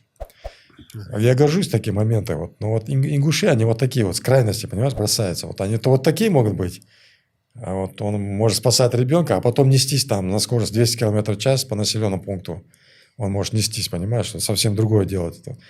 Ну, нужно немножко ближе к середине нам двигаться, ближе к середине. У нас не должны быть такие эмоциональные какие-то поступки, знаешь, такие вот Вот тебе человек что-то хорошее сказал, все, там, он наш, там, вот там, салам алейкум, ингуши, там, Ельцин сказал, все, вот, Ельцин наш, там, потом раз, он отдал приказ, там, бомбить села, все, сволочь, короче, там, порядочный, обманул нас, там. Вот так не бывает в жизни, Эта там. фраза за этим столом второй раз звучит. Один раз от меня, а второй раз от тебя. Да? Про Ельцина с этим, салам алейкум. Мы должны понимать, что вот есть сложные проблемы в жизни, а сложные проблемы, они не решаются, у них нет простых решений. Там тоже сложные решения бывают. Ну, мы же с тобой наблюдаем там сегодня, как наблюдатели, да, то, что происходит. Россия, Украина там, да, или Иран, там, Соединенные Штаты, или Израиль, Палестина там. Почему они не могут просто решить вопрос? А? Это потому что сложная проблема. У нас тоже сложная проблема есть. Вот мы в этой проблеме, да, которая по Придному району, мы вот считаем, что там вот Астины и Ингуши участвуют. Там есть другой актор, гораздо важный, чей интерес стратегический. Это Россия. Владикавказ, он основывался как военная крепость России, то есть форпост. И она сегодня является форпостом. И для России сегодня Владикавказ, он имеет такое же стратегическое значение, как Калининград, или Крым, или Дальний Восток, Владивосток. Он такое же значение имеет. Поэтому Россия заинтересована, она хочет контролировать эту ситуацию там. Она хочет иметь там предсказуемую ситуацию. И она хочет, чтобы там были предсказуемые, соответственно, люди, которые там живут, чтобы они знали, на что эти люди способны, как они себя будут вести. И если им кто-то не нравится, то она старается их отодвинуть от этой военной базы. Сегодня вообще Владикавказ имеет очень важное стратегическое значение. Чего ты боишься больше всего в жизни? Вот.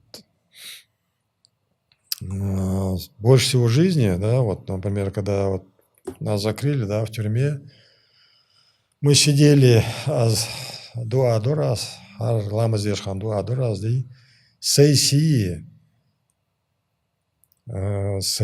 дя сей каман си дуа де дуач диас. Аллах сочой горди. Здравствуй, дуа дагдардик. Додя, да, пора. Додя, да.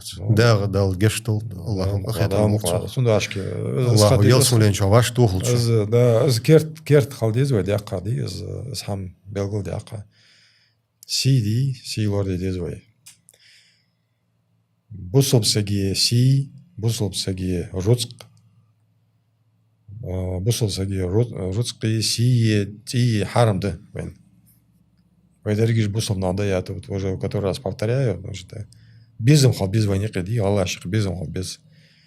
Вот мы не должны решать вопросы между собой, как раньше вот до того, как появилась миссия пророка, сам как джахилия, они жили в джахилии, мы не должны так решать вопросы. Каждый из нас не может быть судьей. Если у меня есть какая-то проблема с тобой, например, да, я должен решать его по мусульманским законам, по исламу я должен решать. Если судьи не смогут вопрос тогда решить, у тебя тогда есть небольшое право решить свое. Но ты, в первую очередь, не должен сам решать свои проблемы. Какой бы ты ни был сильный боец, там, без правил, ты там чемпион какой-то, или там или там доктейп да, или там шорт ашдади, ты ничем не лучше другого человека, у которого с тобой проблемы, и ты должен их решать. Твои проблемы должен решать человек, который имеет право эти проблемы решать. Он должен рассуждать. Это показатель цивилизованности общества, в котором мы живем. Если каждый из нас будет свои проблемы решать кулаками, там, оружием, во что мы превратимся тогда? Во что мы превратимся? Что мы себя будем представлять? Поэтому надо иметь терпение. Да, если тебя даже обидели, ты должен стараться решить этот вопрос по закону, потому что у нас есть закон. Аллах, субхану ва тааля, Он не любит беззаконников. Нельзя быть такими, чтобы нас не любили. Мы должны соблюдать закон. У нас есть законы. Мы не можем решать. Ну, вот несколько случаев было, да, когда вот из-за денег там одна группа дралась с другой. Ты всегда успеешь подраться. Это в детстве ты можешь кулаками проблему решать, понимаешь? Вот в детстве там ты можешь подраться там и решить проблему там. А в взрослой жизни, если ты кулаками проблему решаешь, значит, ну, ты С головой у тебя непорядки уже. В взрослой жизни кулаками проблемы ты не закроешь. Ты усугубить ее может проблему. Новые проблемы могут А? возникнуть. Новые проблемы возникнут. Да, потому что полковник Кольт, он уравнял всех. Больших и толстых, и худых, и бедных, и богатых, понимаешь? Ну, И это так. спортсменов, и не И спортсменов. спортсменов, и ботаников. Вообще в жизни, чтобы ты знал, это в детстве там спортсмены заправляют, ботаников бьют. А когда вырастают, ботаники заправляют в жизни. А спортсмены им прислуживают. Ботаник сидит вот так за столом, кушает там или пьет воду там, или минеральную, да, с друзьями. А спортсмены, которые его в детстве били, они там дерутся там за этой клеткой там. За это положение, Да, чтобы он имел возможность пить воду. и чтобы он сидеть его за столом. заметил. Да. Жизнь вот так устроена, поэтому вот эти увлечения, молодежь ложно понимает, она считает, что вот это в жизни ей поможет, вот эти навыки борьбы, избивать морду ближнему своему, то есть не поможет, это проблемы будут у тебя большие в жизни. В детстве тебя простят такие вещи, а во взрослой жизни тебе это не простят. Тебя свои выгонят из дома, понимаешь, если ты будешь проблемы все решать с кулаками. Вот. Потому что это другой уровень. Вот тебя подняли на высокий уровень, да, цивилизованного развития, а ты сам вниз опускаешься туда.